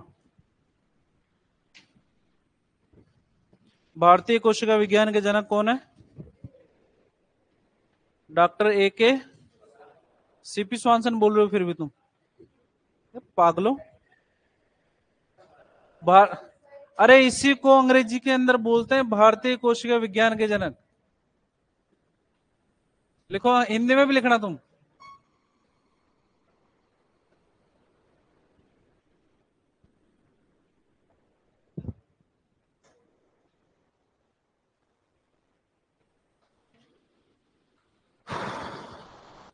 दिक्कत यहां तक? कोशिका का नियंत्रण कक्ष किसे कहते हैं? ठीक है, केंद्र के अंदर गुणसूत्रों की संख्या लिखी थी अपन ने, बहुत ज्यादा इंपॉर्टेंट है, चाहे एनाटॉमी का मान लेना चाहे जेनेटिक्स का मान लेना, एक क्वेश्चन पूछा जाता है हमारे से, इंपॉर्टेंट है, याद रखना, वो बड़ी बात। यहां तक कितने क्वेश्चन हो गए? क्वेश्चन नंबर 5 की अगर बात करते हैं हम यहां पर, वो आता है हिस्टोलॉजी के अंदर से। कहां से आता है? हिस्टोलॉजी के अंदर एपिथेलियल टिश्यू के बारे में क्वेश्चन पूछा जाता है कि इंटरसेलुलर स्पेस किसमें एब्सेंट होता है? इंटरसेलुलर स्पेस किसमें एब्सेंट होता है? उपकला उत्तक के अंदर। उपकला उत्तक के क्लासिफिकेशन के अंदर दो तो जरूर याद रखोगे, एक तो सिंपल स्क्वेमस जिसमें पेरिटोनियम पेरिकार्डियम प्लूरा लिखा था, और सूडो स्ट्रेटिफाइड ट्रेकिया के अंदर, ये दो तो याद रखने। स्किन के अंदर स्ट्रेटिफाइड स्क्वेमस एपिथेलियम, ठीक है, वहां से याद रखोगे। फिर सबसे बड़ी सबसे छोटी ग्रंथियां भी याद रखनी है हमारे को, मेरोक्राइन एपोक्राइन होलोक्राइन के अंदर से दो एग्जाम्पल याद रखोगे, होलोक्राइन का, एपोक्राइन का। होलोक्राइन के अंदर सिबेसियस ग्रंथि लिखी थी, एपोक्राइन के अंदर मेमरी ग्लैंड लिखी थी, बाकी सारी की सारी मीरोक्राइन के अंदर थी अपने पास में, ठीक है। उसके बाद में दूसरा पूछा था कनेक्टिव टिश्यू के अंदर से, तो कनेक्टिव टिश्यू के अंदर से दो ही चीजें याद रखोगे। कनेक्टिव टिश्यू के अंदर से एग्जाम्पल हमारे से कम पूछे जाते हैं, लेकिन पूछे जाते हैं कोशिकाओं के बारे में और तंतुओं के बारे में। तंतुओं में प्रोटीन अपन ने लिखी है, लेकिन जैसा तंतु का नाम वैसी प्रोटीन पाई जा रही है, तो वो तो कोई पूछता नहीं। लेकिन एग्जाम्पल हमारे से पूछे जाते हैं कि कोलेजन तंतु किस किस में पाए जाते हैं? बोन और टेंडन के अंदर, और इलास्टिक तंतु लिगामेंट के अंदर, रेटिकुलर तंतु लिम्फ नोड और प्लीहा, है ना, स्प्लीन, ठीक है। कोशिकाएं अपन ने दो प्रकार की लिखी थी, फ्री सेल्स और फिक्स सेल। फिक्स सेल कितने प्रकार की? फाइब्रोब्लास्ट, मेसेनकाइमल और एडिपोस सेल। और फ्री सेल्स कितने प्रकार की? मैक्रोफेज, प्लाज्मा कोशिका, मास्ट कोशिका, मेलानोसाइट और प्लाज्मा कोशिका। लिख लिया था, कार्य भी याद रखो कि इंपॉर्टेंट है हमारे लिए। एग्जाम्पल्स आपको याद रखने हैं, एक तो एडिपोस टिश्यू वाले दो प्रकार के लिखे थे, श्वेत वसी उत्तक और पीला भूरा वसी उत्तक। श्वेत वसी उत्तक लिखा था 3 जगह पर, मेरिनो भेड़ की पूंछ, सबक्यूटेनियस वसा स्तर और ऊंट का कुबड़। जबकि पीला भूरा वसी उत्तक लिखा था नवजात बच्चों के अंदर, और उसके अंदर क्या अधिक पाया जाता है? माइटोकॉन्ड्रिया। और इसके अलावा लिखा था अपन ने सघन संयोजी उत्तक में सघन व्यवस्थित और सघन अव्यवस्थित लिखा था, तो सघन व्यवस्थित के अंदर लिगामेंट का नाम लिखा था, टेंडन का नाम लिखा था, वो याद रखोगे। उसके बाद में अपन ने मस्कुलर टिश्यू पढ़ा, पेशी उत्तक। पेशी उत्तकों के अंदर बैंड के नाम प्रकार कोई नहीं पूछता हमारे से, सिर्फ इतना पूछा जाता है कि रेखित पेशी में कौन सी पेशी में बैंड पाए जाते हैं। क्या आंसर दोगे? रेखित पेशी में। ऐच्छिक कौन सी होती है? रेखित पेशी। अनैच्छिक कौन सी होती है? अरेखित पेशी। हृदय पेशियां कैसी होती है? ऐच्छिक और रेखित और रेखित और अनैच्छिक होती है। कहां पाई जाती है? मायोकार्डियम के अंदर, वो याद रखोगे। ब्लड वाले पोर्शन के अंदर से इस एनाटॉमी के अंदर क्वेश्चन कम पूछे जाते हैं, फिजियोलॉजी के अंदर क्वेश्चन ज्यादा पूछे जाते हैं। ब्लड के अंदर से जितना भी आपसे पूछा जाता है हमने पढ़ लिया है, डिटेल के अंदर फिजियोलॉजी के अंदर आप पढ़ लोगे वापस से, ठीक है। तो ब्लड वाला पोर्शन फिजियोलॉजी वाले मान के चलना, एनाटॉमी के अंदर क्वेश्चन आएगा नहीं, लेकिन फिर भी ये जरूर याद रख लेना कि भाई डब्ल्यूबीसी दो प्रकार की, ग्रेनुलोसाइट और ए ग्रेनुलोसाइट। ए ग्रेनुलोसाइट कितने प्रकार की? दो, मोनोसाइट और ग्रेनुलोसाइट कितने प्रकार की? सबसे पहले बेसोफिल्स, न्यूट्रोफिल्स और इओसिनोफिल्स, ठीक है। आरबीसी के अंदर हीमोग्लोबिन का पाया जाना, और प्लेटलेट का काम होता है क्या? रक्त का थक्का बनाना। इतना याद रखना है एनाटॉमी के अंदर। तो पांचवा क्वेश्चन कहां से?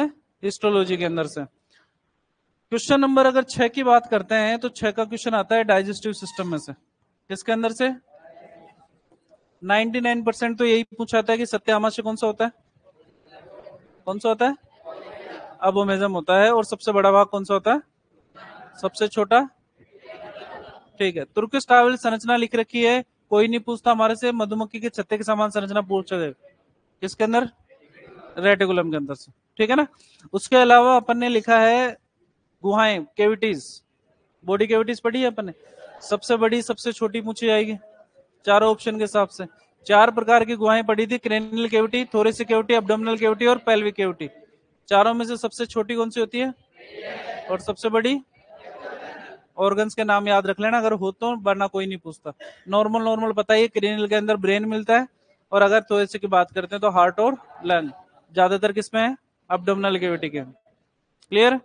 तो कैविटीज के नाम भी याद रखोगे। आमाशय का आकार और उसकी क्षमता अपन ने लिखी है, आकार और क्षमता याद रखोगे। क्षमता सिर्फ अपने याद रखनी है गाय तक की, जिसके अंदर लिखा था 100 से 230 लीटर।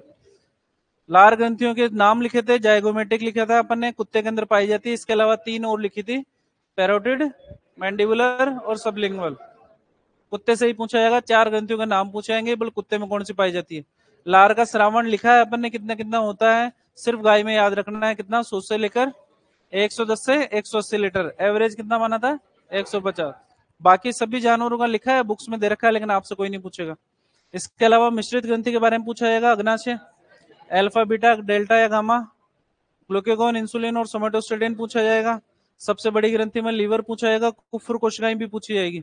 यानी कि एक क्वेश्चन तो डाइजेस्टिव सिस्टम के अंदर से आएगा ही आएगा। दूसरा क्वेश्चन जो पूछा जाता है आपसे 7वें नंबर का, वो आता है सर्कुलेटरी सिस्टम के अंदर से। किसके अंदर से? सर्कुलेटरी सिस्टम के अंदर कौन सी वेन, कौन सी आर्टरी कहाँ जा रही है, सबसे बड़ी कौन सी है, किसके अंदर दबाव ज्यादा है, कौन सा कक्ष ज्यादा बड़ा है, कपाट कहाँ कहाँ पे पाए जाते हैं, ये सारी सारी चीजें आपको याद रखनी है। ठीक है ना? डायग्राम अगर आपको याद है तो आपको सारी के आंसर मिल जाएंगे अपने को। फीटल ब्लड सर्कुलेशन हमने पढ़ा है, लेकिन आपसे सिर्फ फोरामन ओवल के बारे में पूछा जाएगा। भाई फोरामन ओवल किस किस के बीच में पाया जाएगा? राइट एट्रियम और लेफ्ट एट्रियम के बीच में, वो वाला याद रखोगे। इसके अलावा डक्टस आर्टेरियोसस विनोसस मैंने बताया है, बुक्स में दे रखा है, लेकिन आपसे कोई भी नहीं पूछेगा। इतना जरूर याद रख लेना कि ऑक्सीकृत रक्त लेकर जाने का कार्य अम्बिलिकल वेन करती है, जबकि अनऑक्सीकृत रक्त लाने का कार्य अम्बिलिकल आर्टरी। कौन से ऑर्गन के अंदर कौन सी ब्लड वेसल जा रही है, ये आपसे कोई भी नहीं पूछेगा, ध्यान रखना। बुक्स के अंदर स्प्लेनिक आर्टरी दे रखी है, तो स्प्लीन कॉमन सेंस भी लगाना होता है थोड़ा सा, है ना। ऐसा ही मत सोचा करो कि सर ने लिखा है नहीं। Splenic artery, spleen, testicular artery, testis, renal artery, kidney, hepatic artery, liver, है ना। तो ऐसे ध्यान रखना, कॉमन सेंस तो लगा लेना। बुक्स में दे रखे हैं तो लिख लेना, अपन ने लिखवाई नहीं है। क्वेश्चन नंबर 8 की अगर बात करते हैं तो क्वेश्चन नंबर 8 आता है या तो रेस्पिरेटरी के अंदर से, या फिर यूरिनरी के अंदर से, या फिर इंटेग्यूमेंट्री के अंदर से, कहीं से भी आ सकता है। रेस्पिरेटरी के अंदर से अगर क्वेश्चन पूछा जा रहा है तो ट्रेकिया के अंदर सूडो स्ट्रेटिफाइड सिलेटेड एपिथेलियम पूछी जाएगी, जैकोब्सन ऑर्गन या वोमेरोनोजल ऑर्गन पूछा जाएगा, और लेफ्ट और राइट लंग के बारे में पूछा जाएगा कि छोटा और बड़ा कौन सा होता है, कितने लोब इनके अंदर पाए जाते हैं। मीडियस्टिनम का नाम ध्यान रखोगे, जहां पर क्या पाया जाता है? हार्ट पाया जाता है, हृदय पाया जाता है। इसके अलावा फेफड़ों के ऊपर सल के उपकला का आवरण प्लोरा। अपन ने हाइलम भी लिखा है, जहां पर नहीं पाई जाती, कोई नहीं पूछेगा आपसे। वायुकोश इंपोर्टेंट है, याद रखोगे, पक्षियों के अंदर पाए जाते हैं। पक्षियों में कितने वायुकोश? 9 से 11, और मुर्गे में 9 पाए जाएंगे, ठीक है ना। डायफ्राम किस में एब्सेंट होता है? मुर्गे में। ये रेस्पिरेटरी सिस्टम के अंदर से। अगर बात करते हैं यूरिनरी के अंदर, तो उत्सर्जन तंत्र या किडनी की संरचनात्मक और क्रियात्मक इकाई नेफ्रॉन। चारों भाग नाम याद रखोगे। नेफ्रॉन के अंदर अगर बात करते हैं बोमेन कैप्सूल, बोमेन कैप्सूल में रक्त केशिकाओं का घना जाल क्या बोलते हैं? ग्लोमेरुलस। क्या बोलते हैं? ग्लोमेरुलस। सबसे लंबा और कुंडलित भाग पीसीटी, ठीक है ना। अपन ने लिखा था डीसीटी, डीसीटी के बाद में कलेक्टिंग डक्ट, कलेक्टिंग डक्ट के बाद में कैलिक्स मेजर माइनर, वो सारे के सारे कोई नहीं पूछता। लेकिन किडनी का आकार जरूर याद रखोगे। आकार के अंदर लिखा है बीन शेप अपन ने, लेकिन घोड़े के अंदर राइट किडनी, घोड़े से दोनों तरीके के क्वेश्चन पूछे गए हैं कि घोड़े के, आप तो घोड़े का नाम और किडनी का नाम देते, दिमाग के अंदर सबसे पहले हार्ट लेकर आते हो। पहले ये देखोगे कि लेफ्ट के बारे में पूछा है या राइट के बारे में पूछा है ना। तो लेफ्ट किडनी तो कैसी होती है? Bean shape. और राइट किडनी, ध्यान रखना, दिल हमेशा राइट होता लेफ्ट के अंदर है, लेकिन होता राइट है। तो घोड़े के अंदर राइट किडनी कैसी होगी? Heart shape. रीनल पेल्विस की अगर बात करते हैं तो किसमें एब्सेंट होता है? कैटल के अंदर। और लोब कितने पाए जाते हैं? 12। कितने होते हैं? 3 लोब किसकी किडनी में पाए जाते हैं? मुर्गे के अंदर मिलते हैं। तो लोबुलेटेड किडनी के बारे में पूछा जाता है तो सिर्फ रूमिनेंट्स आएंगे उसके अंदर, है ना। और लोब्स की अगर बात करते हैं 3 लोब की, तो वो सिर्फ मुर्गे के अंदर। पाचन तंत्र के अंदर मुर्गे का पाचन तंत्र पढ़ा है अपन ने। क्रोप ध्यान रखोगे, प्रोवेंट्रिकुलस गिजार्ड ध्यान रखोगे, और क्लोएका ध्यान रखोगे। कोप्रोडियम, यूरोडियम, प्रोक्टोडियम कोई नहीं करेगा आपसे, कोई भी नहीं करेगा। आंत के अंदर से छोटी आंत का सबसे बड़ा भाग, और बड़ी आंत का सबसे बड़ा भाग, और पूरी आंत का सबसे बड़ा भाग, इतना इंपॉर्टेंट है हमारे लिए। इंटेगुमेंट्री सिस्टम के अंदर से आज तक कोई क्वेश्चन पूछा नहीं गया है, लेकिन त्वचा के व्युत्पन्न जो अपन ने आज पढ़ा है उस व्युत्पन्न के अंदर नाम लिखे अपन ने अर्गट चेस्टनट। दोनों ही इंपॉर्टेंट है हमारे लिए। अर्गट और चेस्टनट किसके अंदर पाए जाते हैं? घोड़े के अंदर। फ्रॉग भी लिखा अपन ने, लिख लिया, चलो कोई ना, बाल नाखून खुर वगैरह सारे लिख लिए अपन ने, लेकिन ये वाला जरूर याद रखोगे कि अर्गट और चेस्टनट किसमें पाए जाते हैं? घोड़े के अंदर पाए जाते हैं। साथ ही साथ फिरोमोन्स का श्रावण कौन करती है? पेरिनियल या सेंट ग्रंथि के द्वारा फिरोमोन्स का श्रावण किसके अंदर होता है? बिच के अंदर। मेमोरी ग्लैंड की बात अपन ने करी है यहाँ पर, लेकिन मेमोरी ग्लैंड का जो क्वेश्चन पूछा आता है वो गायनी के अंदर से आता है। संरचना तो पढ़ ली अपन ने यहाँ पे, हार्मोन का प्रभाव वगैरह सारा सब कुछ गायनी के अंदर पढ़ेंगे। बाकी एलपीएम के अंदर दुग्ध दोहन के सिद्धांत, प्रिंसिपल्स ऑफ मिल्किंग दे रखा है, वहां पर और हार्मोन का प्रभाव कैसे कैसे कितना कितना पड़ता है वहां पर और डिटेल के अंदर बात कर लेंगे। मायोलॉजी के अंदर से फिर से कह रहा हूं, मस्कुलर टिश्यू याद रखोगे। डायरेक्ट मसल्स का नाम आपसे कोई भी नहीं पूछे। क्लियर है? कितने क्वेश्चन आने हैं? जितना अपन ने लिखा है उससे बाहर एनाटॉमी के अंदर एक भी क्वेश्चन नहीं जाएगा, इतनी मेरी गारंटी है। ठीक है, लेकिन बात सिर्फ इतनी सी है कि आप ये सोचो कि सर ने जो लिखा है वैसी की वैसी लाइन क्वेश्चन के अंदर उठकर आएगी, ऐसा नहीं होगा।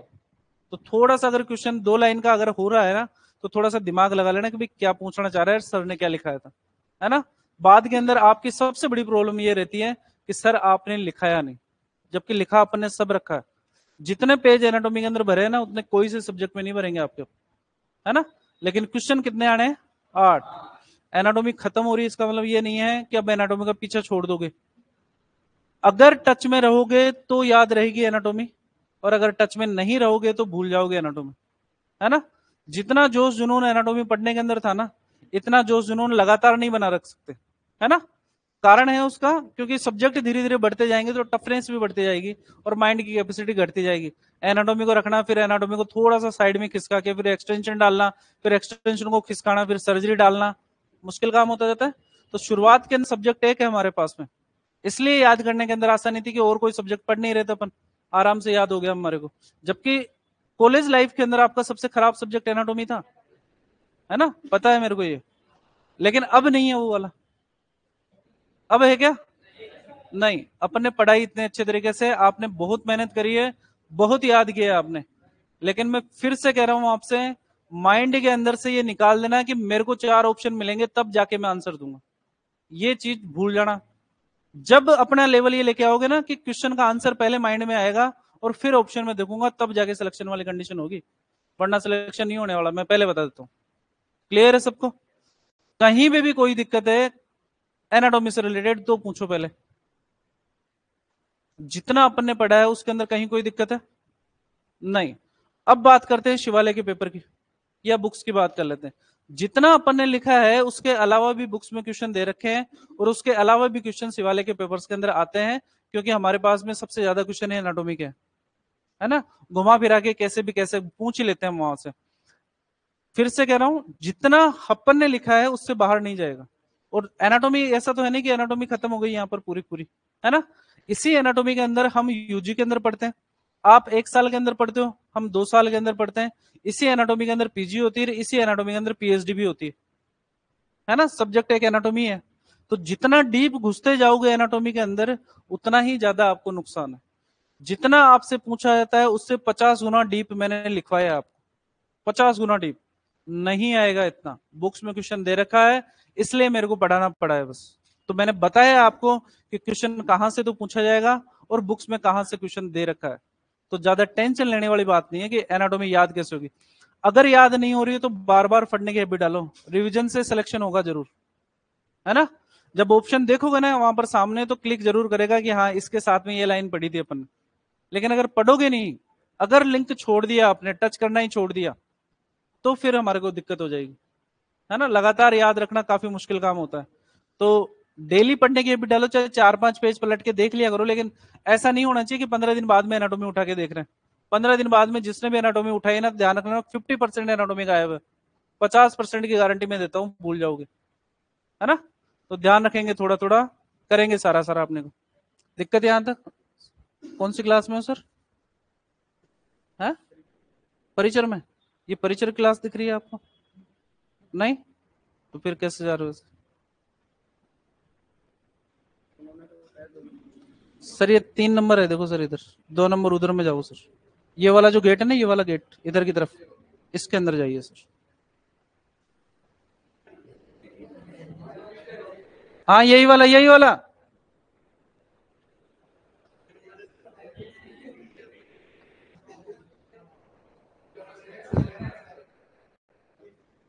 मतलब बंदे का कॉन्फिडेंस देखो तुम कैसे आ रहा था। चलो कोई ना, आप में से कोई आता तो उसको मैं क्लास में घुसने भी नहीं देता इस टाइम पे, पक्का ये। आधे घंटे के लिए क्या आता है। अब ये कोई दिक्कत है, कुछ कोई चीज जो आपके दिमाग के अंदर चल रही हो, कुछ पूछने का हो, वो पूछो पहले। हाँ कुछ बोल रहे थे आप सर।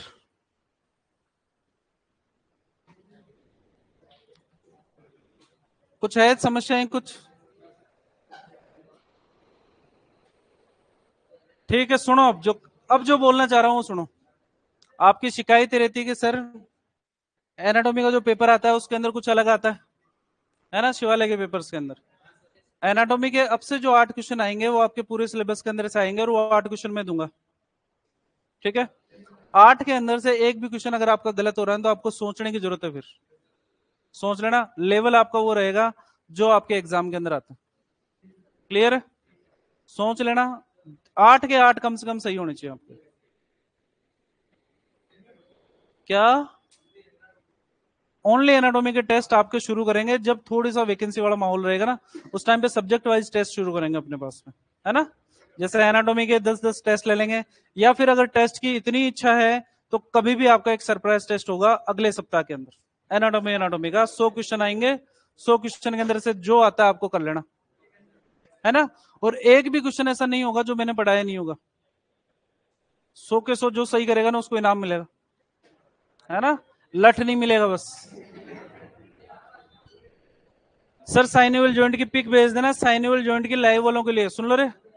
साइनेबल जॉइंट की क्लास है जो लाइव वालों ने ली नहीं है, अपलोड करवा देंगे आपके लिए, और पीडीएफ भी अपलोड करवा देंगे। अब भी पूछ रहा हूं, कोई दिक्कत है तो बता दो, क्योंकि रोज आके एनाटॉमी सबसे पहले मैं ही पूछूंगा आपसे। हेडिंग डालोगे, एक्सटेंशन पशुधन प्रसार।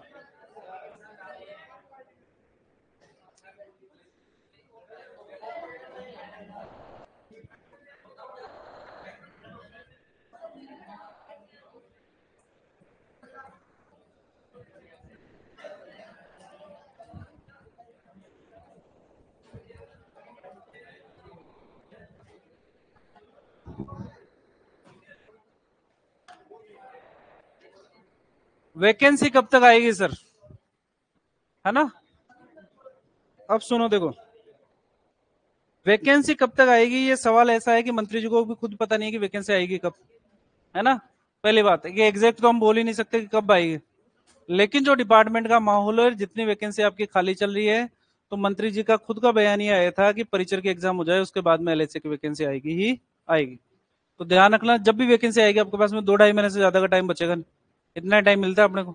तो अभी से पढ़ना शुरू करो सर, फिर से कह रहा हूं अभी से पढ़ना शुरू करो। और जब आपने परिचर को छोड़कर अगर एलएसए में आए हो, अगर परिचर को छोड़ के आपके पास में ऑप्शन था सबके पास में परिचर की तैयारी करने का, लेकिन फिर अगर एलएसए में आए हो तो एलएसए के अंदर फिर आपके पास में दूसरा मौका है नहीं। तो जो तैयारी कर रहे हो उसको इतनी लेवल पे लेके जाओ कि आपसे कहीं से भी कोई भी पूछ लो। यहाँ पर क्लास में आने के बाद में फालतू पंचायती करते रहते हो तुम, आपस के अंदर 2-4 क्वेश्चन ही पूछ लिया करो, है ना। आपको जो आता है पड़ोसी से पूछ ले कि बताइए क्या होता है ना। रिवीजन ऐसे होता है, लेकिन अपने को तो बकचोदी करनी होती है, फालतू बातें करनी होती है रे, फालतू बातें। तुम क्या।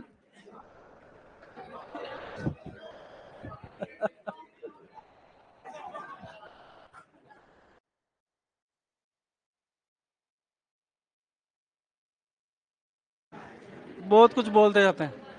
मेरे कहने का मतलब था कि फालतू बातें करने के बजाय पढ़ाई पे ध्यान दिया करो। हाँ हाँ, वही वही वही। ठीक है, कर लोगे। कल से शुरू करें। 20 मिनट का रेस्ट है आपको। क्या समझे।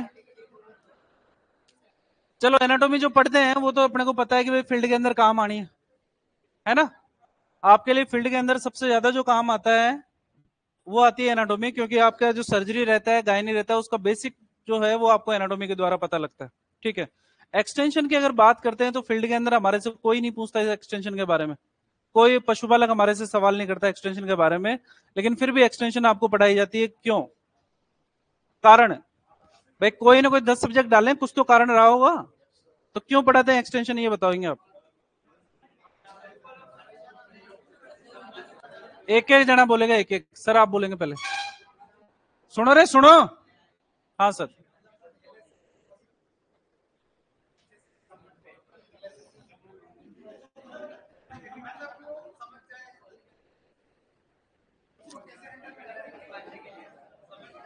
मैं समझ गया। अच्छा सुनो, फील्ड के अंदर एक जो फील्ड करते हैं अपन, फील्ड के अंदर या नौकरी के अंदर एक चीज कही जाती है अपने फील्ड के बारे में कि वेटनरी के अंदर पशु का इलाज हम बाद में करते हैं, पहले पशुपालक का इलाज करते हैं, है ना, ये हकीकत है। अगर आपने पशुपालक का इलाज कर दिया तो पशु का इलाज तो अपन बाद में भी कर लेंगे, है ना। पशुपालक का इलाज करने से मतलब है कि पशुपालक को सेटिस्फाई करना, है ना। अपने को पता है कि भाई 3-4 दिन में ठीक नहीं होगी, आपको पता है कि अगर मैं 3-4 दिन इंजेक्शन लगाऊंगा तो पशुपालक बताएगा भी नहीं, बुलाएगा भी नहीं मेरे को। पशुपालक वेटनरी के अंदर प्रैक्टिस के अंदर ये उम्मीद करता है कि मैं इसको एक बार बुलाऊं, एक बार इंजेक्शन लगाए, एक बार पैसा ले जाए और फिर हम मेरे को दोबारा नहीं बुलाना पड़े उसके अंदर। और आप जानते हो चमत्कार होते नहीं एक बार से। खुद के बीमार हो गया तो बुखार आ रही तो 3 दिन डॉक्टर के चले जाएगा, लेकिन वो 3 दिन आपको बुलाएगा नहीं। तो पहले उसको समझाना पड़ेगा कि भैया 3 दिन लगाना क्यों जरूरी है। सर्जरी के अंदर पढ़ेंगे कि सर्जरी ऐसे करते हैं वैसे करते हैं, हिमोस्टेसिस करना है, एनेस्थीसिया देना है, सूचर लगाने हैं, मटेरियल का ध्यान रखना, सारा सब कुछ। कितनी इतनी अच्छी सर्जरी कर लो, लेकिन अगर पोस्ट ऑपरेटिव केयर अगर ओनर ने नहीं करी तो आपका सर्जरी करना बेकार है। तो ओनर को उसकी इंपॉर्टेंस समझानी पड़ेगी कि पीओसी क्यों जरूरी है, पोस्ट ऑपरेटिव केयर की जरूरत क्यों है, और उस ओनर को समझाते कैसे हैं, उस समझाने को लिए ही हम क्या पढ़ते हैं, एक्सटेंशन। एक्सटेंशन की जरूरत आपको इसलिए भी है क्योंकि फील्ड के अंदर नौकरी करना इतना आसान काम नहीं है। सरकारी के अंदर और जो प्राइवेट प्रैक्टिस करते हैं उनके अंदर बड़ा डिफरेंस पैसे का आता है। प्राइवेट प्रैक्टिस वाला अगर किसी के घर पे गया है और उसने 1000 रुपए मांग लिए तो ओनर उसको दे देता है, नाटक नहीं करता कभी भी। और देख लेना आपके घर पे भी, मम्मी से अगर वो 500 रुपए मांगेगा, 500 रुपए देगी मम्मी निकाल कर। लेकिन अगर कोई सरकारी एलएसी या डॉक्टर उसके घर पे जा रहा है फिर अगर वो पैसे मांग रहा है तो ओनर का पहला जवाब यही होता है कि साहब थे तो सरकारी चो। सही है कि नहीं? और फिर ये और बोलते हैं कि गवर्नमेंट दवाइयां फ्री की देरी है, फिर काहे का पीसा। सही है कि नहीं? क्या जवाब दोगे उस टाइम पर?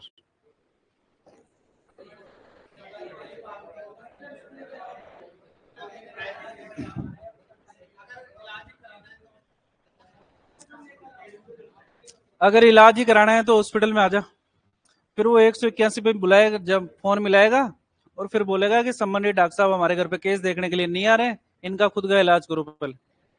फिर आपके पास में जॉइंट डायरेक्टर का फोन आएगा, बोला आपकी संपर्क पोर्टल पे शिकायत प्राप्त हुई है, और फिर संपर्क पोर्टल की शिकायत के निस्तारण के लिए आपको पशुपालक के पास में जाना पड़ेगा, और जब तक पशुपालक लिख के नहीं देगा तब तक वो शिकायत बंद नहीं होगी। तो ये तो बोल ही नहीं सकते कि आपके हॉस्पिटल में लाएगा तब इलाज करूंगा, फिर क्या करोगे?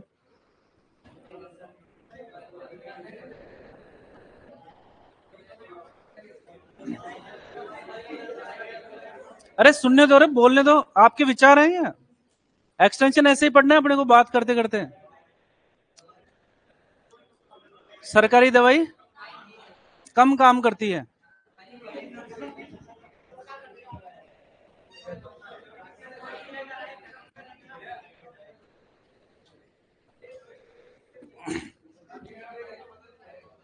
दो चीजें हैं आपके पास में, देखो। पहली बात, गवर्नमेंट कहती है कि पशु चिकित्सालयों के अंदर 138 प्रकार की दवाइयां निःशुल्क उपलब्ध है। कितने प्रकार की? गवर्नमेंट ने कह दिया, गवर्नमेंट को चाहिए था वोट। बात हकीकत के अंदर आपके हॉस्पिटल में है कितनी? सब सेंटर्स पे अगर बात करते हैं तो आज के टाइम पे 15 से 20 प्रकार की दवाइयां हैं सिर्फ, जिसके अंदर भी डीवर्मिंग वगैरह है। इंजेक्शन के नाम पे ऑक्सी दे देते हैं हम आपको, उसके अलावा एनाल्जिन लगा लो तो लगा लो, बाकी कुछ नहीं है। हॉस्पिटल्स के अंदर जब सप्लाई आती है तो साल में 1 या 2 बार सप्लाई आती है, उसके बाद में सप्लाई आती नहीं। तो डीवर्मिंग वाली गोलियां तो महीने 2 महीने के अंदर, क्योंकि पशुपालक को सबसे ज्यादा यही चाहिए। आउटडोर आपको पता ही कितना होता है। आज के टाइम पे पशुपालक की जो सोच है वो ये है कि हॉस्पिटल से अगर एक मकान छोड़ के भी उसका घर है ना, तो वो आपके हॉस्पिटल में नहीं लेके आएगा, वो आपसे कहेगा डॉक्टर साहब घर चाल रहे देख लो, चाहे 100 रुपए फीस लेना आपसे। ठीक है? अब किसी के घर पे जाने की ड्यूटी आपकी बिल्कुल भी नहीं है, पहली बात तो ये। ठीक है? गवर्नमेंट आपको किसी के घर पे जाने के पैसे नहीं दे रही है, गवर्नमेंट आपको अपनी संस्था खोलने के पैसे दे रही है कि संस्था के अंदर अगर कोई पशुपालक लेकर आएगा तो आपको इलाज करना है, वरना आप नहीं करना चाहो तो नहीं कर सकते। लेकिन चूंकि हमारा प्रोफेशन ऐसा है कि हम भी जानते हैं हर एक पशु अपने पास में आ नहीं सकता, ज्यादा ज्यादा क्या होगा, जिस ग्राम पंचायत पे आपकी संस्था है वो गांव वाले ले आएंगे, लेकिन बाकी के 3-4 गांव जो हमारे अंडर में आते हैं वो इतनी दूर से थोड़ी लेकर आ सकते हैं, हमारे को जाना पड़ेगा उसके लिए। जाने के लिए गवर्नमेंट कन्वेंस नहीं देती हमारे को, यानी आपको देती है कि गवर्नमेंट साधन नहीं देती, ये चीज पशुपालक को बतानी पड़ेगी, पहली बात। दूसरी बात कि दवाइयां जो हमारे पास में आ रही है वो लिमिटेड है, ठीक है, या तो सरकारी दवाइयों से इलाज कर ले कि जो मेरे पास में उपलब्ध हो मैं लगा दूं तेरे, और जो फीस बनती है मेरी वो फीस दे दे, और या फिर अगर इलाज करवाना चाहता है तो मेरे को या तो तू दवाई लिया, लिख के दे देता हूँ मेडिकल से, वो लगा देंगे, और वरना जो मेरे पास में लगा दूं। अपने पास में ले देंगे कितनी बचती है अपने को पता ही है, और उससे होना जाना कुछ भी नहीं है, तो ठीक तो होगा नहीं। पशुपालक को पशु को ठीक करवाना है तो एक क्वालिटी ट्रीटमेंट तो देना ही देना पड़ेगा। ऑप्शन दूसरा वाला रखो आप उससे, अगर आपको लगता है कि कोई मेडिसिन कॉस्टली आती है, जैसे एक्सेप्ट की बात करते हैं 400-500 रुपए का इंजेक्शन आता है, एमसेप्ट जाओगे 700-800 रुपए, है ना, ब्यूपरवा यूनोन ब्यूटालेक्स लेके आओगे 2200 रुपए का इंजेक्शन आता है, ठीक है। एक इंजेक्शन लगा के अगर 2200 रुपए मांगोगे तो क्या पशुपालक देगा? नहीं देगा। महंगी दवाइयां महंगी एंटीबायोटिक्स ऑनर से मंगवाने की हैबिट डालो, ये तू ले आ मैं लगा दूंगा, ठीक है। तो अगर वो लेके आएगा तो उसको पता तो लगे ना कम से कम कि कितनी महंगी दवाइयां आती है। पशुपालक क्या करता है, इंजेक्शन गिनता है, 4 इंजेक्शन लगाए 400 रुपए हो गए, अब चाहे 4 इंजेक्शन सीपीएम में क्यों ना लगा दो, है ना, पशुपालक इंजेक्शन गिनता है, उसको मतलब ही नहीं है। एक एक्सेप्ट लगा के आप 500 रुपए मांगोगे वो 500 रुपए देगा ही नहीं आपको। तो उसकी इंपॉर्टेंस दिखाने के लिए पहले उसको बताना पड़ेगा कि भैया इंजेक्शन आता कितने का है, और उसको पता तब लगेगा जब वो खुद खरीद के लेकर आएगा। तो एक तो इस चीज की हैबिट में लेके आओ उसको कि खुद खरीद के लेके आ, पैसे नहीं दे रहा मैं भी नहीं ले रहा, कोई बात नहीं मैं लगा दूंगा, लेकिन तू लेके तो आ कम से कम लगाने के लिए। आधी प्रॉब्लम आपकी यहीं पे खत्म हो जाती है। क्यों? क्योंकि पशुपालक को जाना ही नहीं, वो चाहता है कि घर पे आए ट्रीटमेंट करे चले जाए पैसा ले, ठीक है। कोई भी ढंग का पशुपालक अगर होगा तो वो डिफरेंस जान जाएगा, है ना। एक होता है ना पुराना प्रैक्टिस वाला और एक नया प्रैक्टिस वाला। पशुपालक ने अपनी जिंदगी के अंदर इतने डॉक्टर नहीं बदले होंगे जितने आपने 2 साल के अंदर पढ़ा होगा। उसको पता है कौन सा डॉक्टर कैसा है, कौन डॉक्टर है असली के अंदर ये भी पता है उसको, लेकिन उसको डॉक्टर वॉक्टर से मतलब नहीं है, उसको इलाज से मतलब है कि कौन अच्छा ट्रीटमेंट कर रहा है। डायग्नोसिस अगर आपका अच्छा होगा तो आपका ट्रीटमेंट अच्छा होगा। फोकस थोड़ा सा डायग्नोसिस पे करो। दो चीजें हैं जो आपको क्वेक्स से अलग बनाती है। क्वेक्स का मतलब जिन्होंने कुछ भी नहीं किया और आज के टाइम पे थैला लेकर डोल रहे हैं, आपसे अच्छी प्रैक्टिस कर रहे हो। दो चीजें, वो सिम्टोमेटिक ट्रीटमेंट करते हैं, बुखार आ गया पैरासीटामोल नीमोसलाइड लगा दिया, ऐसा ही करेंगे, एनाल्जिल लगा दिया, मेलोक्सिगम लगा दिया, ठीक है। साथ में सीपीएम डेक्सोना तो लगाने का उनका फर्ज बनता ही है। डेक्सोना का उपयोग, डेक्सोना को जीवन रक्षक औषधि बोलते हैं अपन। जीवन रक्षक औषधि इसलिए बोलते हैं कि मरने वाला होना तो ही डेक्सोना लगाना, वरना मत लगाना। लेकिन पहला यही एबीसीडी के अंदर डी फॉर डेक्सोना ही आता है, ठीक है। एंटीबायोटिक का उपयोग उस केस के अंदर ही करना है जब आपको पशु के अंदर टेम्परेचर हाई मिले। अगर टेम्परेचर नहीं है पशु के अंदर तो इसका मतलब है कि पशु के अंदर कोई ना कोई खाने पीने संबंधित कोई ना कोई बीमारी हुई है, और वहां पर अगर एंटीबायोटिक लगाओगे तो पशु और ज्यादा ऑफीड होगा। तो एंटीबायोटिक का उपयोग बहुत सोच समझ कर करोगे। फील्ड के अंदर इतने ज्यादा एंटीबायोटिक काम में ले ली गई है कि आज के टाइम पे एएमआर एंटीबायोटिक माइक्रोबियल रेजिस्टेंस इतनी ज्यादा आ चुकी है कि हर कोई एंटीबायोटिक काम ही नहीं कर पाती। ध्यान रखना इस चीज का। तो वहां पर फिर सोचने की जरूरत पड़ती है कि कहाँ क्या काम में ले रहे हैं। जब मैंने फील्ड प्रैक्टिस शुरू करी थी 2013 के अंदर, जब हॉस्पिटल के अंदर मेरी पोस्टिंग हुई थी, बकरी के अंदर 1 ग्राम सेफ्ट्राक्सोन मोर देन सफिशिएंट होता है, लेकिन 1 ग्राम से बकरियां ठीक ही नहीं होती थी। फिर बाद में पता लगा कि था वैसे ही, फिर पता लगा वो 3-3 ग्राम सेफ्ट्राक्सोन लगा रहा है बकरी के अंदर। बकरी नहीं बोल रही, पशुपालक नहीं बोल रहा, इसका मतलब ये थोड़ी कि इतने ज्यादा डोज लगाओगे। अब जिस बकरी ने अगर 3 बार 3 ग्राम सेफ्ट्राक्सोन खा लिए हैं, आप कितना 1 ग्राम लगा लो फर्क ही नहीं पड़ेगा, है ना, ये हकीकत है। तो वहां पर फिर जब आपको लगता है कि रिजल्ट नहीं मिल रहा, चेंज द एंटीबायोटिक, एंटीबायोटिक को चेंज करो फिर आप, तब जाके आपको रिजल्ट मिलना शुरू करेगा। आज के टाइम पे किसी भी के बैग के अंदर जेंटामाइसिन नहीं मिलेगी, कोई नहीं रखता जेंटामाइसिन। लोगों ने ऑक्सी तक रखना छोड़ दी, ओटीसी ऑक्सी टेट्रासाइक्लिन कोई नहीं रखता आज के टाइम पे, है ना। तो हायर एंटीबायोटिक्स की तरफ ज्यादा जा रहे हैं हम बजाय बेसिक एंटीबायोटिक्स के, और ट्रीटमेंट हमेशा बेसिक से शुरू करना है आप। अगर एक बार हायर एंटीबायोटिक काम में ले ली आपने तो कंफर्म है नीचे वाली एंटीबायोटिक तो काम करेगी ही नहीं। अगर मैस्टाइटिस का ट्रीटमेंट होता है, मैस्टाइटिस के अंदर करते क्या अपन, सबसे पहले काम में लेते हैं अमोक्सिरम 40, अमोक्सासिलिन क्लोक्सासिलिन आता है 4.5 ग्राम इंजेक्शन। अगर उससे ठीक नहीं हो रही तो फिर हम जाते हैं एमसेफ्ट के ऊपर, है ना। एमसेफ्ट से ठीक नहीं हो रही तो फिर लिवोफ्लोक्सासिन के ऊपर जाते हैं। लेकिन अब आजकल तो क्या हो गया कि साहब रिजल्ट एक बार में ठीक करेंगे साहब, पहले ही शुरुआत के अंदर लिवोफ्लोक्सासिन लगाते हैं। लिवोफ्लोक्सासिन अगर आपने लगा ली तो मेरी गारंटी है ना तो अमोक्सिलम से ठीक होगी ना एमसेफ्ट से ठीक होगी, चांस ही खत्म हो गया। तो हायर एंटीबायोटिक्स का यूज बहुत सोच समझ के करोगे। दूसरा, कुछ सर्जिकल प्रोसीजर्स ऐसे हैं जो आपको दिखाने पड़ेंगे वहां पर। कोई सा भी क्यों एक सर्जरी नहीं करता, कारण छोटी मोटी भी नहीं करता वो तो, कारण क्योंकि उसको पता ही नहीं कि कहां पर क्या कट जाएगा। उसने एनाटोमी थोड़ी पढ़ी है, आपने एनाटोमी पढ़ी है, वो इसीलिए पढ़ी है ताकि आपको सर्जिकल पोजीशन, एनाटोमिकल पोजीशन के बारे में पता हो और क्या क्या आप कर सकते हो। तीसरी चीज, क्वेक्स जल्दी से ड्रिप नहीं लगाते, आईवी कभी भी लगाने की कोशिश नहीं करते फ्लूइड। और जानवरों के अंदर फ्लूइड का जितना रिजल्ट है 50% दवाई है और 50% फ्लूइड है। अगर जानवर को फ्लूइड लगा रहे हो तो आपकी जो रिकवरी रेट है ना 50% बढ़ जाएगी, 50%। लेकिन हमारे पास में टाइम ही नहीं होता फ्लूइड लगाने का। अपने को पता है कि जरूरत है, डायरिया हो रहा है, आरएल लगानी है अपने को, लेकिन अपने पास में टाइम नहीं है, दूसरा तैयार बैठा हुआ अपना, है ना। जितने टाइम में फ्लूइड लगाएंगे उतने टाइम में वहां से अपना 1000 रुपये ले लेंगे, होता है ना ऐसा। तो जहां पर जरूरत हो वहां पर फ्लूइड लगाओ। इथिक्स होते हैं हमारे कुछ, इथिक्स मतलब कुछ हमारे रूल्स होते हैं वेटनरियंस के। शक्ल देख के तिलक करना सीखो। अगर लगता है कि कोई गरीब है 200 रुपये ले लो, अगर लगता है पैसे वाला है 500 रुपये ले लो, कोई फर्क नहीं। ध्यान रखना, अगर गलत तरीके से पैसे कमाओगे कहीं ना कहीं निकलेंगे जरूर, ये 100% है, 100% है। तो अपने कुछ नियम बनाने पड़ेंगे आपको कि हाँ यहां से लेने हैं तो इतने ही लेने हैं। और ये भूल जाना तुम कि फील्ड के अंदर जाने के बाद के अंदर पहले मैं इलाज करूंगा फिर सोचूंगा दवाइयों का खर्चा इतना है यार अब मैं इतने पैसे लूंगा। जैसे ही आपके पास में फोन आता है आपके दिमाग में पता लग जाता है कि भाई कितने पैसे लेने, चाहे वहां पर जाके लगाओ कुछ भी। टेस्टो के आगे आपको पता है 2000 रुपये लेने, 10 तो रहे हैं 800 रुपये लेने, पता है आपको। बकरी के अंदर 10 तो रहे हैं 400 रुपये लेने आप पहले से। ट्रीटमेंट तो वहां पर जाकर करोगे, पैसे पहले डिसाइड हो जाते हैं। तो शक्ल देख के तिलक करना सीखो। पैसे भी कमाने हैं हमारे को, ऐसा नहीं कि भाई कमाना नहीं है। जब दूसरे कमा रहे हैं तो हम भी तो कमाएंगे। कमाना गलत बात नहीं है, लेकिन गलत तरीके से कमाना गलत बात है, ठीक है ना। किसका सर? उधार रखेंगे, इसका सॉल्यूशन नहीं। जहां पर आपने उधार छोड़ दिया ना वहां पर सोच लेना कि वो ओनर ही गया आपसे। अगर आपने 800 रुपये उधार छोड़ गया है वो ओनर दोबारा नहीं बुलाएगा आपको, क्योंकि उसको पता है कि 800 रुपये तो पहले के बाकी है, 500 रुपये भी लेके जाएंगे। तो इससे बढ़िया कि वो नए वाले को बुलाएगा जो 500 रुपये देके उसको सल्टा देगा। तो उधार वालों का तो ये है कि कोशिश करो कि उधार लेने ना पड़े। 100-200 जितने दे रहे हैं ना उस टाइम तो वो तो लेके ही जाओ तुम, क्योंकि अपने को पता है कि ये दोबारा नहीं आने वाले, डूबने ही डूबने हैं उसके अंदर। तो थोड़ा सा जस्टिफिकेशन रखोगे प्रैक्टिस के अंदर, थोड़ी सी इंसानियत प्रोसीजर्स के अंदर भी। जहां पर आपको लगता है कि एनेस्थीसिया से काम होना चाहिए तो एनेस्थीसिया लगाओ, जोर दिखाने की कोशिश मत करो। सींग दबाते टाइम पे ठीक है, बछड़े को पकड़ रखा, ऊपर से हम इलेक्ट्रिक डिहोर्नर का उपयोग करके डिहोर्निंग कर रहे हैं, लेकिन एनेस्थीसिया लगाओ भैया, दर्द होता है उसको भी। लगा दोगे आराम से डिहोर्निंग करवा लेगा। जहां पर भी एब्सेस हो रहा है वहां पर इंसिजन लगाने से पहले स्किन को थोड़ा सा साफ करो, ब्लेड से साफ करो उसको, पोविडिन आयोडीन लगाओ वहां पर। डायरेक्ट स्केल्पल ब्लेड निकाली, ये ले भाई, ये नहीं। डिफरेंशिएशन होता है आपके पास में। हर बार जा रहे हो हर एक एनिमल के लिए निडल हमेशा नई काम में लो।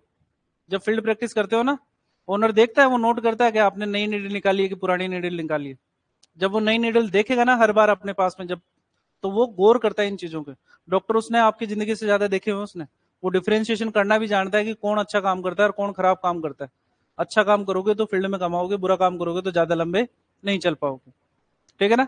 लोकल पोस्टिंग हुई गांव के आसपास तो आराम से लंबे समय तक काम में कर लेना अपने को। लोकल पोस्टिंग अपने खुद के गांव में कभी मत लेना। नौकरी लग जाए ना तो अपने मन में रहता है घर के पास पोस्टिंग, घर के पास पोस्टिंग। घर की ग्राम पंचायत छोड़ दो, उससे नेक्स्ट ग्राम पंचायत में ले लो पोस्टिंग, लेकिन खुद की ग्राम पंचायत में पोस्टिंग मत लेना। इतने ज्यादा दुखी हो जाओगे कि काम भी करना है, पैसे भी नहीं दे रहे, और फिर धौंस और दिखा रहे हैं कि यार तू तो मारो ही काम कौन कर लो यार, घर का नहीं पीसा ले लो कहीं, है ना। ये हो रहा है। पड़ोसी गांव, अपने गांव के जो होता है ना जिसको बोलते हैं दूल्हा, और पड़ोसी गांव का नॉर्मल सा छोरा, दोनों की इज्जत बराबर होती है ना। तो आप अपने गांव में दूल्हे बन के रहोगे तो इज्जत आपकी दूसरे गांव के छोरे जितनी होगी। तो दूसरे गांव के अंदर पोस्टिंग लेना, कम से कम इज्जत तो करेंगे, पैसा भी देंगे, सारा सब कुछ मिलेगा। क्योंकि जिन लोगों के साथ में हम रहे हुए हैं ना, तो आप उनसे व्यवहार के अंदर ज्यादा पैसे मांग सकते हो, और उधार रह गए तो उधार मांगने पर आपको पता ही है कि व्यवहार टूटने के अलावा और कुछ होता नहीं, है ना। तो थोड़ा सा ध्यान रखोगे इसके अंदर। एक्सटेंशन के अंदर यही सारी चीजें सीखेंगे कि लोगों के साथ में कांटेक्ट कैसे बनाया जाए, क्योंकि इलाज पहले पशुपालक का। नौकरी लगने के बाद के अंदर पूरे गांव के अंदर 5 जने ऐसे मिलेंगे जो आपको कीड़ा करते रहेंगे। वो डॉक्टर साहब आया कौन है आज, तो उसको पता है कि आप आए नहीं, फिर वो फोन करेगा डॉक्टर साहब मन दवाई चाहिए जी, है ना। तो क्यों? क्योंकि उसको पता है जब आप बैठे हो तब नहीं बोलेगा वो, उसको पता है कि आज तो आया, आज नहीं बोलना पड़ेगा। कब बोलेगा? जब आप नहीं आए होंगे, फिर आप कुछ ना कुछ बहाना लगाओगे। मान लो काम आ गया आपको, आपने छुट्टी भी ले ली, चलो ठीक है, फिर वो ध्यान रखेगा कब नहीं आ रहा, जिस दिन नहीं आओगे उस दिन वापस फोन कर देगा कि डॉक्टर साहब यार वो कीड़े मारने की दवाई लेनी थी, फिर आपने कह दिया कि नहीं यार नहीं आया। डॉक्टर साहब मैं तो जब भी फोन करूँ थे तो आओ ही कौन है ना। ऐसे लोगों को मैनेज करना कौन सिखाएगा? एक्सटेंशन। बात करेंगे